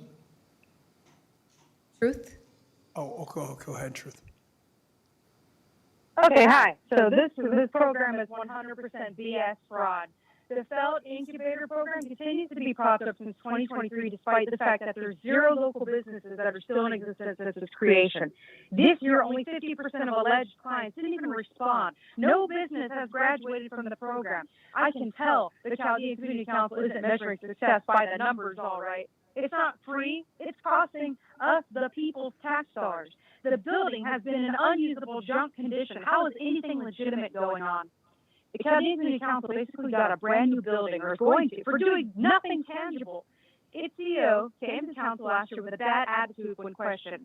He's got Nori has 5 nonprofits and an adult daycare center. Doesn't anybody see the red flags? The incubator is even a nonprofit under another nonprofit called Chaldean Radio. Somebody, and it might be me, needs to direct Nick Shirley to start digging deeper into El Cajon, because I can assure this council that the public definitely is aware of the fraud that's been running rampant in the city for a long time. Everybody knows about the big money that flows to politicians from some of the Chaldean community. And I think we're hearing that here. If the CCC social services is anything like the business incubator, I mean, 25,000 people, that's a lot of welfare fraud. Housing, medical, workforce programs, food, rent payments, groceries, podcasts. Wow. There's a higher percentage of autism than people coming from Iraq because the state gives more tax dollars for autism. 240,000 total going to salaries and benefits for how many full-time employees? $1 million grant, was that applied for under Biden or Trump's HUD? Are there any English classes or services being offered? Because signs in Arabic are unique to El Cajon, but being able to speak to all customers is pretty important. Did El Cajon approve the subcontractors to the major NGO profiteers, San Diego Foundation, and Human Traffickers Catholic Charities? Is the city ever going to get some standards on either of these programs? Would council like to see less Chaldeans require services or more? Would council like to see some successful local Chaldean businesses last for 10 years? How does council ensure that the CCC is operating a program without discrimination, that is open to all cultures so that no laws are being violated? Because Nori just said, especially refugees. Does council actually see a need for this incubator program if no businesses are joining, let alone graduating from the program? When Nori admitted they're only working part-time and don't really have a need since 2020, and even said that we cannot rely on government funding. Prove it. Request a no vote. What is council's intent and goal for use of the $1 million? Will council open up the building to other organizations? Because I'm still convinced that this incubator/welfare program run by the CCC has been 100% fraudulent since day one, and based on 0 businesses making it for the last 2 years, seems to continue to be the same thing. The more Nori talk, the more fraud I heard, so I'm demanding an independent audit. Thank you. Thank you. Anybody else? Last speaker is Mairene Branham.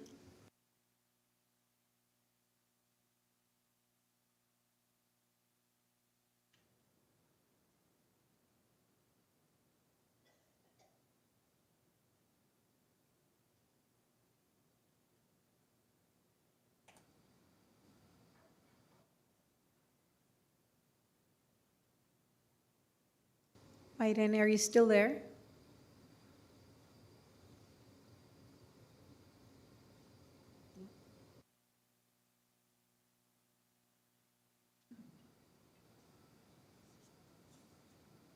Hi. I hope everybody can hear me, but I'm just going to go ahead and read an excerpt that came in through my social media, and I'm going to read you a couple, okay? These are real people going into this space. From our experience, Juliana and Nori Barca have never seemed transparent about how these programs are administered. My elderly parents, who are both over 75 years old and live on a very limited income, have repeatedly tried to access assistance programs through this organization. Unfortunately, every time we hear about a program, we are told it's already closed, all the spots have been filled, or that enough people already applied. The response is always the same. People already applied. What is frustrating is that the people who seem to receive assistance often appear to be the same group of individuals connected to her.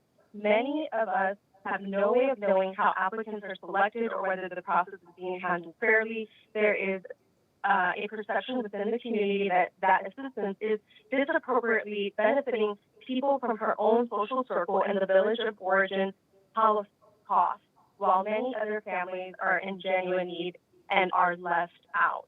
That is just one of them. Another one, I just want to tell you about the Chaldean community. It's supposed to be a nonprofit program, but they charge people every time they do anything. They don't help people for free. They make people pay always. From my experience, they help me do the EDD and they charge $50. I asked them, why do you charge people for services if it should be free, they say? How can we pay for our employees?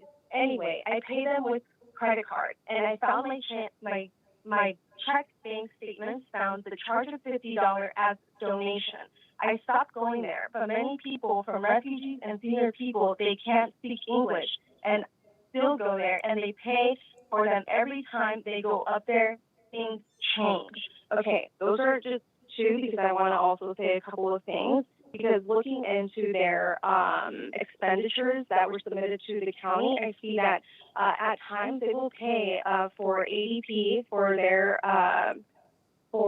their employee payments to $16,000. I own and operate a business myself, and I have full-time and I have part-time employees, and my payroll isn't even this high, and I have 10 employees, and that means I am paying them consistently every 2 weeks. I've messaged you guys several times about things that are going on, specific people that are going on in this business, and for Bill Wells to sit there and still thank them and to brown nose them the way that he is so discouraging. A lot of the things that they're saying are really, I mean, socialist in my opinion, and for you guys to have Amy Reitcar and, challenge and want to talk about socialist candidates, well, I'm not seeing how this is any different because this is essentially what is happening. And they, according to county records, have received hundreds and hundreds and hundreds of thousands of dollars since the pandemic. I just don't understand, when we're going to be super transparent with what's happening here. Thank you. That's all. Thank you. No more speakers, sir. Okay, bring it back to the council. Discussion? So, I'd like to make a motion.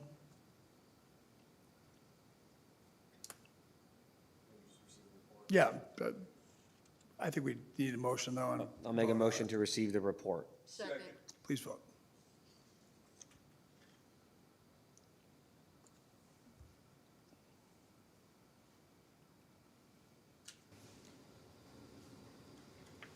Motion carries by unanimous vote.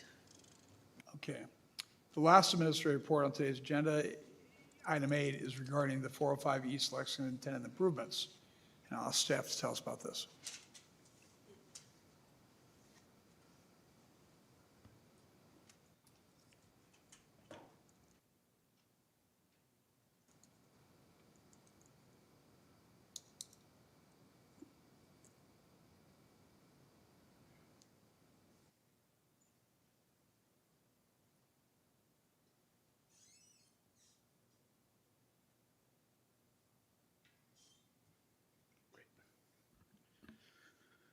Good afternoon, Mr. Mayor, City Council members, and staff. I'm Sanan Kachi with the City's Development Services Department.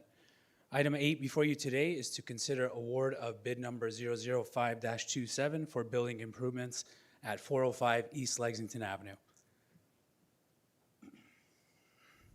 So this property was acquired by the city in early 2024 and is located at the corner of Avocado and Lexington. Staff is working on behalf of the tenant, the Chaldean Community Council, or CCC, which operates social services on the ground floor and will run the small business incubator on the second floor. After the City Council adopted the project in August of 2025, staff hired an architect and completed design work to address all needs for the property. The project was advertised for competitive bidding on May 26th, and the city received 11 bid submissions on July 2nd, just earlier this month.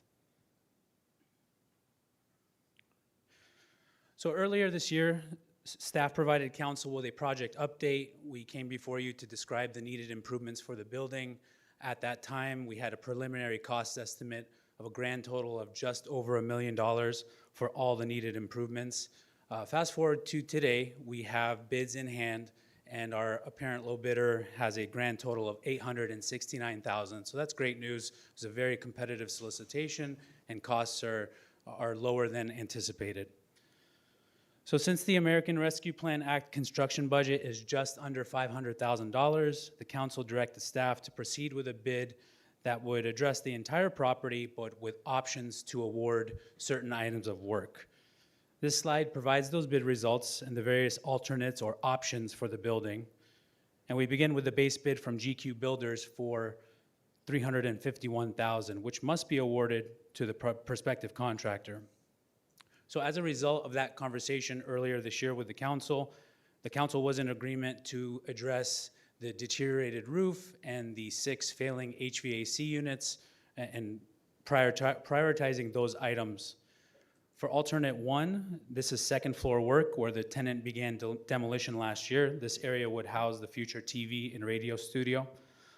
Alternate 2 would address exterior items like adding a motor to the vehicle gate, stucco patching on the building, and then adding a cover to their existing trash enclosure. Alternate 3, which staff recommends for award, will correct unpermitted work on the second floor. It would also include mechanical, electrical, and plumbing upgrades, flooring improvements, vinyl flooring, paint throughout the building. And this would address a portion of the second story. Now, this item is critical for the incubator operations, but will still not address the entirety of the second floor. Alternate 4 would bring power and data to the future workstations that will be provided for the incubator clients. Alternate 5 would provide accessible parking and signage, which currently do not exist at all. And then finally, it's a kind of a bigger ticket item there at the bottom. Alternate 6 is an overhaul of both of the restrooms in the building to become ADA compliant. We also need to add handrails on both staircases in the courtyard. We need to upgrade hardware on all doors throughout the building to become ADA compliant. We need to replace the exterior walking surface on the second story to accommodate wheelchairs. It has too much steepness to it at the moment. Some new windows and more painting and flooring throughout the building.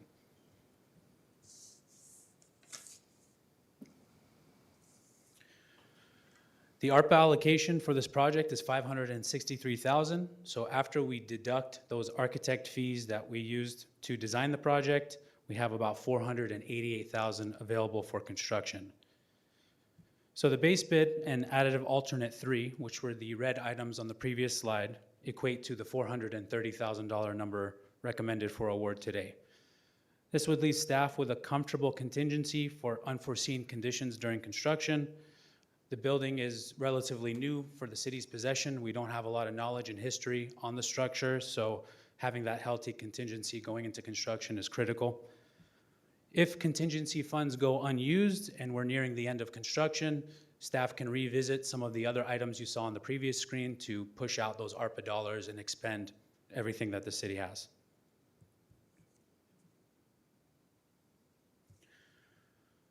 So staff recommends approving plans and specifications for 405 East Lexington, bid number 00527.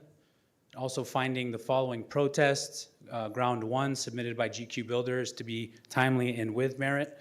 The apparent low bidder, NEMA General Contracting, does not hold a contractor license for fire protection work, which is specified very clearly in the bid documents, and nor did they properly subcontract that work. So we would also find the protest from GQ Builders, grounds 2 through 4, to be timely and without merit, and then find the apparent first and fourth low bidders non-responsive for reasons set forth in the agenda, as well as what I've described today. And then finally, award the bid to the lowest responsible bidder, GQ Builders, in the amount of $430,000. And I'm available for any questions you may have. As far as the HUD grant that we're talking about, is any of that money earmarked for this?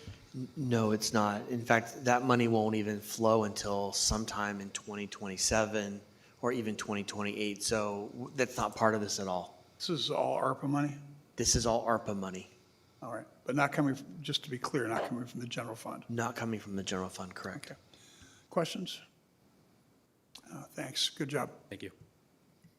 Are there speaker cards on this item? Sir, we have one from Ammar Amin. Hello, sir. Good evening, Mayor and City Council. My name is Ammar Amin. I'm a U.S. Army combat veteran, and I am part of NEMA General Contracting, a veteran-owned local business. We are the lowest bidder on this contract with all the bid items, and I would like to address the protest ground 1 for the GQ. The scope for the work for the fire sprinkler system, the C16, is small enough that is under 0.5% of the total bid for the project.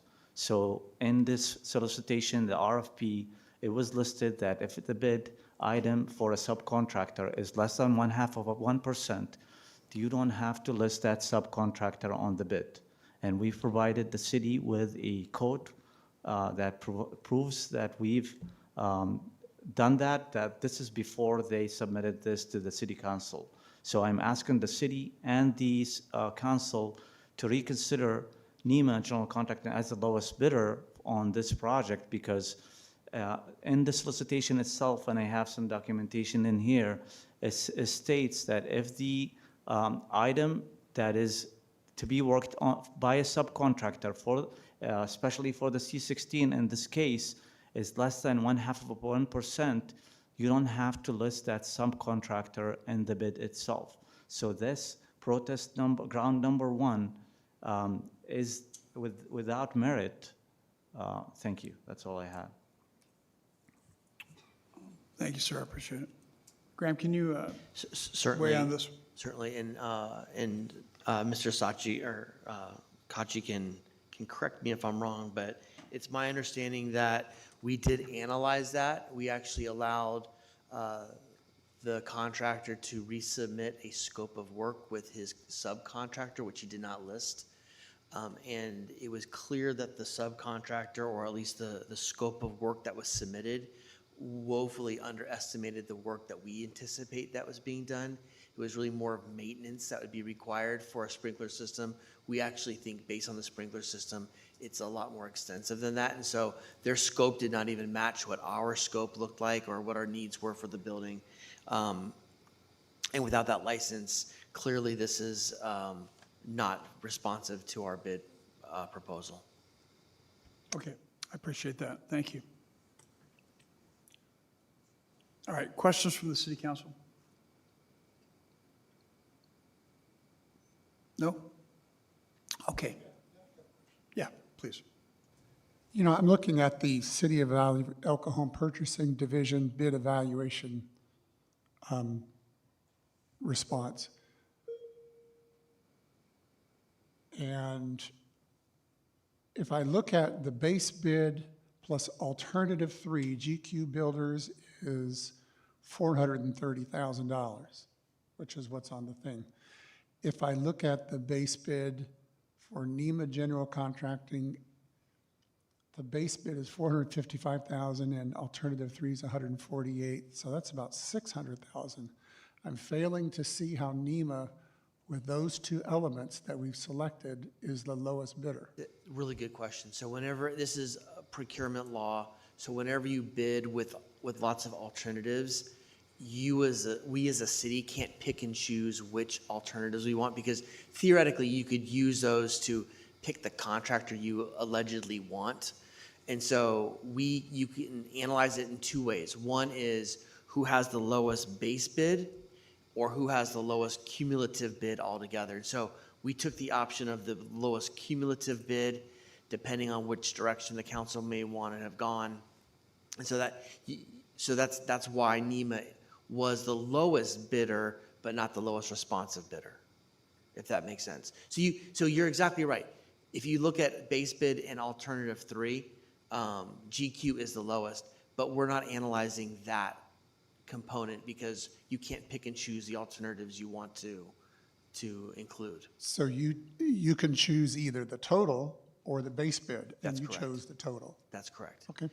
And if, I mean, this is hypothetical, but let's say the council were to agree with the protester, that now base bid plus alternative 3 is above what the budgeted amount is, and so the council would have to decide what do we want to cut out of that, or do we want to add general fund money into the project? So that would just be another complication to the conversation. Understood. Okay, thank you. Are there any more speaker cards? All right, back to the council for discussion.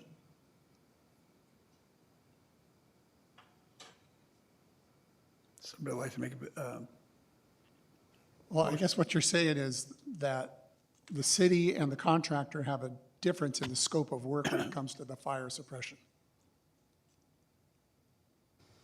Correct. The protesting bidder did not meet the scope of work as we outlined in the RFP For fire suppression. for fire suppression. Okay, that's how you see it. Okay, thank you. I mean, out of fairness, it seems like he's here, so, I mean, he ought to at least have it, be able to address. Sure. Would you like to come back and address that, sir? Yeah, please do. So the city has made this decision before looking at the scope of the work for the subcontractor that I provided. So before they asked for a subcontractor bid on this, they've decided that we are non-responsive and made that decision. So you can disagree after the fact that the subcontractor bid, but the subcontractor bid, this is what we got for this project. And we are the lowest total cumulative bidder on this project with every line item in there. And this is what they based their decision-making on the RFP itself. So the city has decided that they're gonna award this project based on the total cumulative bid for all of the additives plus the base bid. And then they changed their mind after the fact where the protests came in from GQ Builders. And without letting us provide the scope or a subcontractor quotes, because we have 3 of these, and they're all lower than the subcontractor, they're all lower than the 0.5% for this project. So they didn't allow us, they didn't give us the opportunity to evaluate that and send them. We sent one of these subcontractor bids to them, and we can send others that proves that the scope of work is less than 0.5% for this project. So I'm asking to reevaluate that before you make a decision on it. Okay. But for city staff, it looks like the notes are failure to hold or list a subcontractor with this fire suppression license. So was that information due at the time of the bid closing? And you don't get to come back later and say, well, wait a minute, if you would have done this, what's the rules there? So if I can say, in the solicitation itself, it states that if your apparent bid for a certain scope that requires a license is less than 0.5%, you don't have to provide that list that subcontractor in there. Sir, I want to go ahead and hear from our staff and let him respond to the things you've said. Sorry. Thanks, Mayor, Council. So we did provide the bidder the opportunity to submit the paperwork on that subcontractor, and we reviewed that item. It didn't change the decision that was previously made. It's subjective whether or not the scope matches. We have in our bid documents clearly stated that the fire suppression system is what's called a deferred submittal, and that sub must design and build and then ultimately submit the plans to our building department for approval. The proposal we received from NEMA General Contracting for the subcontractor work specifically excludes any design work or plan preparation for that work. So the work itself did not match the fire sprinkler scope. It was more of a maintenance style, replace in kind. The scope in the bid documents is to rework the system entirely on the second floor to accommodate the new office spaces. But the real catch there was the exclusion to perform specific language in the bid. I'm hearing you say the bid that was submitted was maintenance on the existing system, whereas the request was for a new system. Am I hearing that right? Yes, that's generally correct. Not a new system, but modification to the existing system, rerouting sprinklers to different locations in the second floor. And that is the difference in the scope of work between the parties? Yes. Okay, And thank you. Can I ask a question to clarify? yes, please. So the city received one bid, the bid for the sprinkler system, which was insufficient for what the scope of work was. What the city is saying is that if the bid was submitted for the correct scope of work, there should have been a subcontractor listed. Is that right? Yes, which would have pushed the amount over the Half of 1%. 1%. Okay, thank you. Okay, any more questions for our staff or the applicant? Okay, thank you both, I appreciate it. I'm going to let the city council discuss this now at this point and make a decision. I can make a motion. I'll make a motion to approve the resolutions 1, 2, and 3 as outlined in the staff report, item 8. Before that, I just want to say that I'm not unsympathetic to the issues. And whenever these things come up, I just want to make sure that we're being fair and that nobody's being treated in a way that's not fair. And I'm personally satisfied at this point from hearing from our staff and from our city manager that fairness was at play. But I just want to say that because sometimes it might seem like we're capricious up here and we don't have a strong feeling about it. I think I definitely want fairness, and I get the sense that everybody else does as well. I think so too. That's why my questions were really probative rather than just Yeah, I appreciate that. approving the staff recommendation. So I think we asked some questions really that flushed out some of these issues. All right, thanks. And there's a motion on the table and a second. If we can get the voting screen up, then we can vote. Thank you.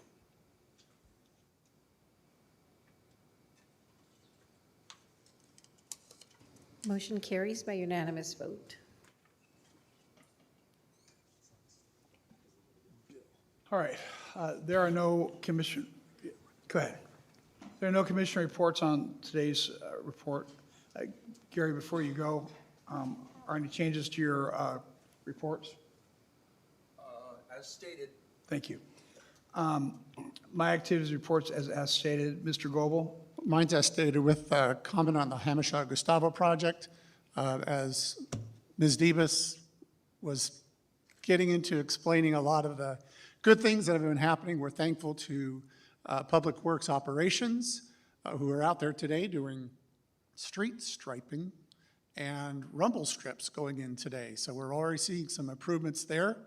And so we appreciate the Ms. Ariano's Public Works Engineering, and we appreciate the PD with all the enforcement, and a lot of good things going on in the next 60 to 90 days. My favorite part of this project is the guardrail, because the homeowners association saw their property insurance go from $31,000 6 years ago to $599,000 last year. And that's probably because of replacing the 2 condos that got crashed into over the past 6 years. So the guardrail is going to save lives and it's going to save money. And that is another great part of this program. So thank you to city staff for really expediting this project in the middle of all the other things you do. So great job. Thank you. Thanks, Steve. Mr. Ortiz? No changes as reported. Ms. Mitchell? As reported with one change, I did not go to the Women in Service Everywhere. I got waylaid by 4 baby kittens. That's my only excuse. I'm sorry, you got waylaid by what? Kittens? I'm a foster mom with the San Diego Humane Society. And so I have 4 kittens that have to be fed by a bottle like every 3 hours. That sounds like a lot of work. It is. Okay, thank you for doing it. All right, next item, 15, is regarding Parkway Plaza acquisition options. This, did I miss 14? Sorry. Go backwards here.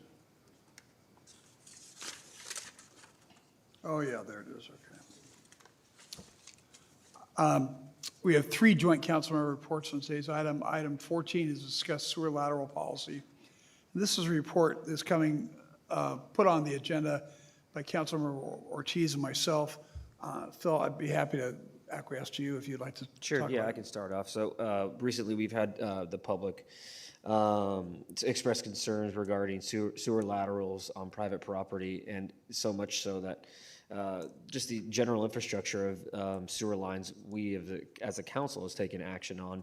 A lot of it's made out of clay and cast iron pipe, and we had I think we took action on this for our city infrastructure that we're responsible for in the last couple of years to do an assessment of our entire infrastructure, because it is critical, and collapses, I believe, are going to be occurring more and more as that infrastructure degrades, as the lifespan of it, I think, is anywhere from 50 to 75 years.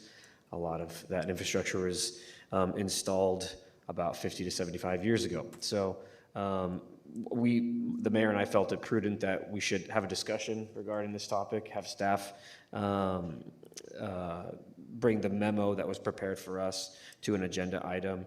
Right now, we are looking at our infrastructure, but it is a county-wide, maybe statewide issue that we should, I think, be able to discuss in public and solicit feedback from the public with ideas, options, even awareness, so that homeowners, either current or upcoming, can be aware of this, and they can make the best possible decision. So I don't know if you wanted to add anything else, Mr. Mayor?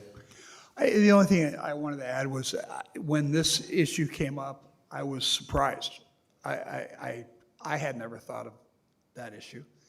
And I think the homeowner made a pretty legitimate case that it was onerous. And I would just like to look at options.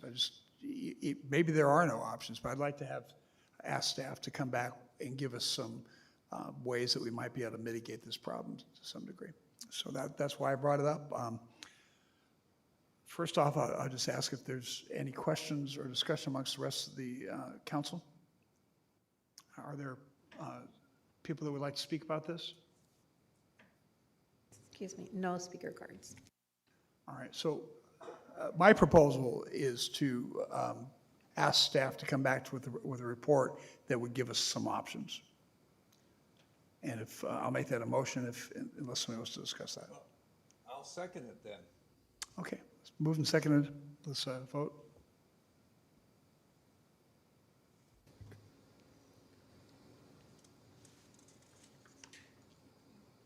Motion carries by unanimous vote. Next, item 15 is regarding Parkway Plaza acquisition options. This report is from Deputy Mayor Mitchell and from myself. Ms. Mitchell, would you like to say anything about this? I think you should start off. Okay. I can't think of many more economic issues that are probably more vital to us than a healthy Parkway Plaza. I've been excited by the options the staff has given us and the vision the staff has given us for the future, but it seems to me like we're stalled out on that process.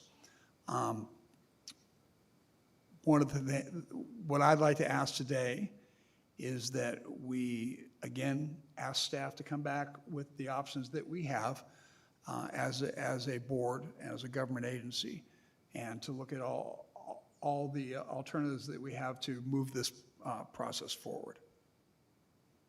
Yes, I agree with you, Mr. Mayor. Parkway Plaza is a vital part of El Cajon.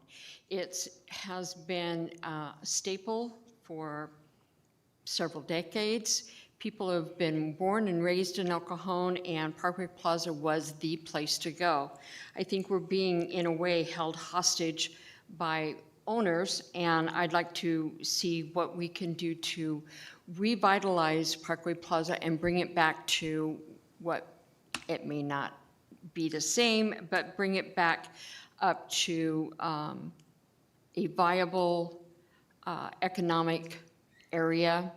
I know we've had some plans that we need to flesh out a little bit more, but I think that there are lots of ideas from the public out there. I've heard about enclosed sports areas. That might be something that we can utilize. It may not be the same type of mall that we are used to, but I think that it can be more. And so I'm hoping that staff can give us some great options and see what we can do. So first off, any questions from the rest of the council? Staff, is this clear enough, or do we need to be more specific? I think this is helpful. We'll provide an update on what we've done to date, provide some options, and give council an opportunity to give some direction. We will give an overview of where we're at from the land use perspective. Probably the wrong time to take or solicit ideas for the mall because we don't own it, and many of the ideas I see on Facebook would never pencil in a million years. So they're nice to talk about, but wouldn't be valuable for your time. So we'll focus on options and not land uses. You can leave out a stadium to solicit the Chargers coming back.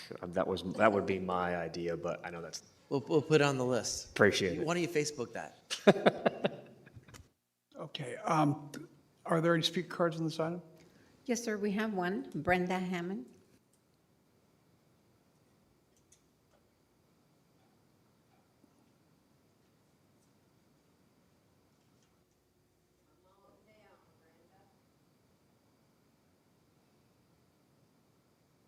Hey, Brenda. Hi, I got cold, so I had to put my t-shirt back on. So, isn't it beautiful?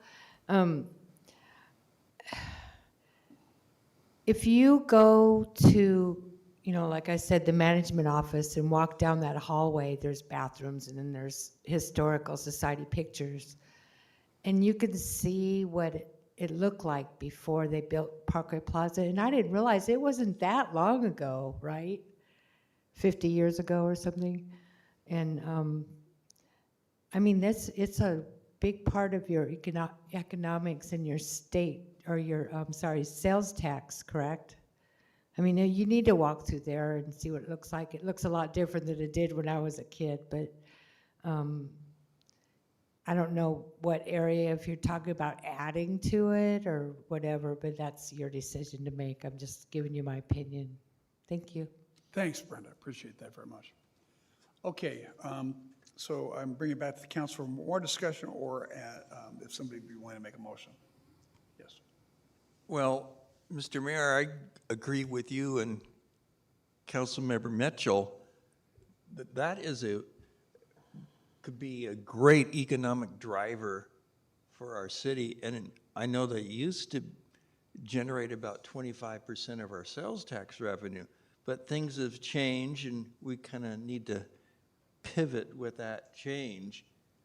And I think relying on some expertise on that and maybe a little bit of city leadership on making the mall more economic, viable, and make it at highest and best use. I mean, it's really an amazing place, a flat piece of property right at the intersection of two freeways.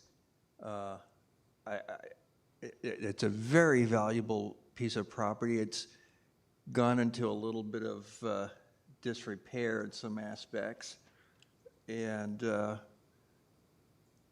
I think it's possible to bring that mall more into the 21st century. So, and I've seen many malls all over the country just close up, and we don't want that. So I think a new look at the mall, using the expertise of our staff and perhaps some consultants, I think that's a really good idea. I think it's important to the financial viability of this city. All right, well, I'd like to make a motion then that we ask staff to come back with a report on oh, yes, Steve. While we think about plans, it depends on the owner of the property, what they want to do. We can certainly suggest things which might be opportunities, but I'm also encouraged by the ongoing progress. It's not a dead mall.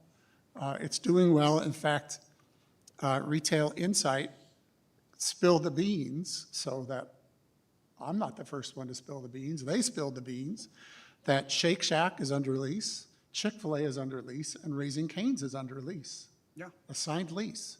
Those three businesses are coming to Parkway Plaza. That's great for the 34,000 cars that go along Fletcher Parkway each day. And the presence of those national brands certainly will make Parkway Plaza attractive to others as well. So congratulations to those three businesses coming to El Cajon. We can't wait for them to come. Is that the truth? Yes, it is. Really? I thought it was just rumor on, what is it, East County Inquirer? Retail Insight is putting up for lease about 4,000 square feet on the old Sears Garden Center.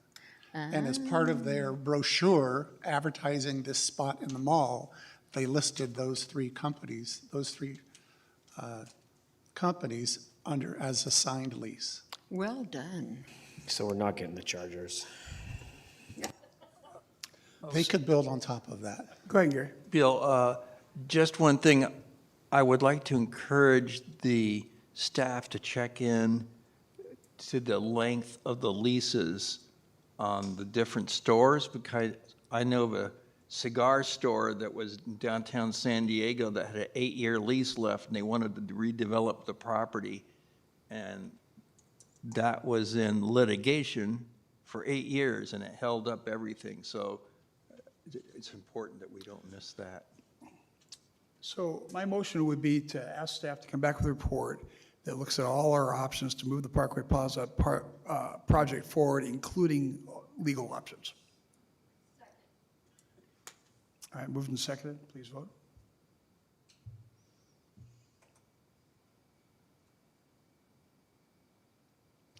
Motion carries by unanimous vote.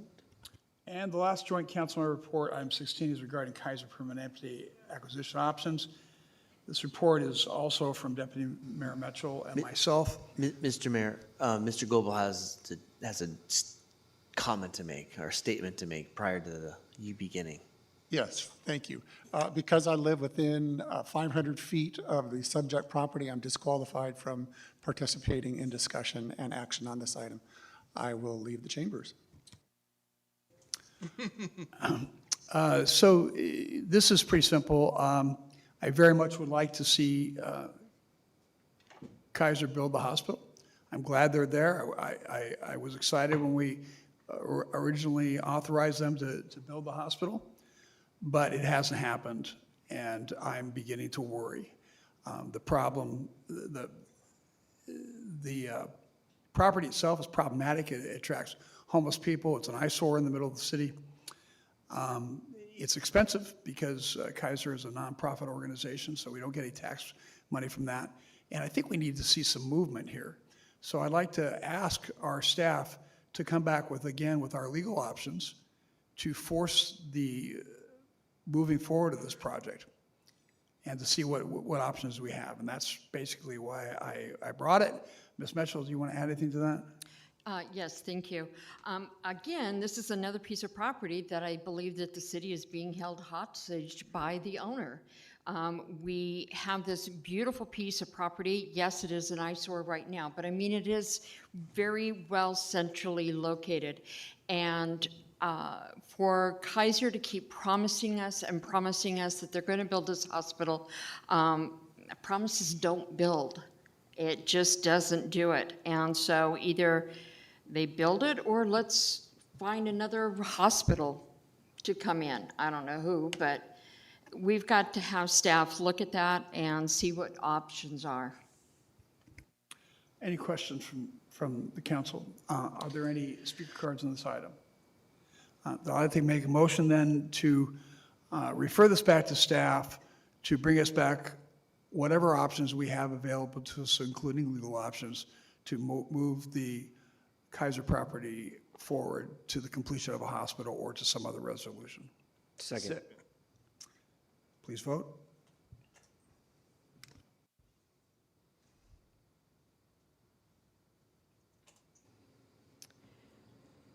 Okay. Motion carries by a 4-0 vote with Councilmember Goebel disqualified. There are no general information items and no first readings of ordinances on today's agenda. We are now at closed session. The city attorney will recite the title and lead us into the closed session. Thank you, Mr. Mayor. The council will meet in closed session as listed on items 17 and 18 on the agenda. Item 19 is going to be removed and not discussed. Item 17 is closed session, conference with legal counsel, anticipated litigation pursuant to Government Code Section 54956.9 D4, 3 potential cases. Item 18 is conference with legal counsel, existing litigation pursuant to Government Code Section 54956.9 D1, with the case as listed on the agenda. Thank you. Are there any speaker cards on this item? No speaker cards, sir. I'd like to make a motion then to adjourn the closed session. Second. All right, it's moved and seconded. Please vote.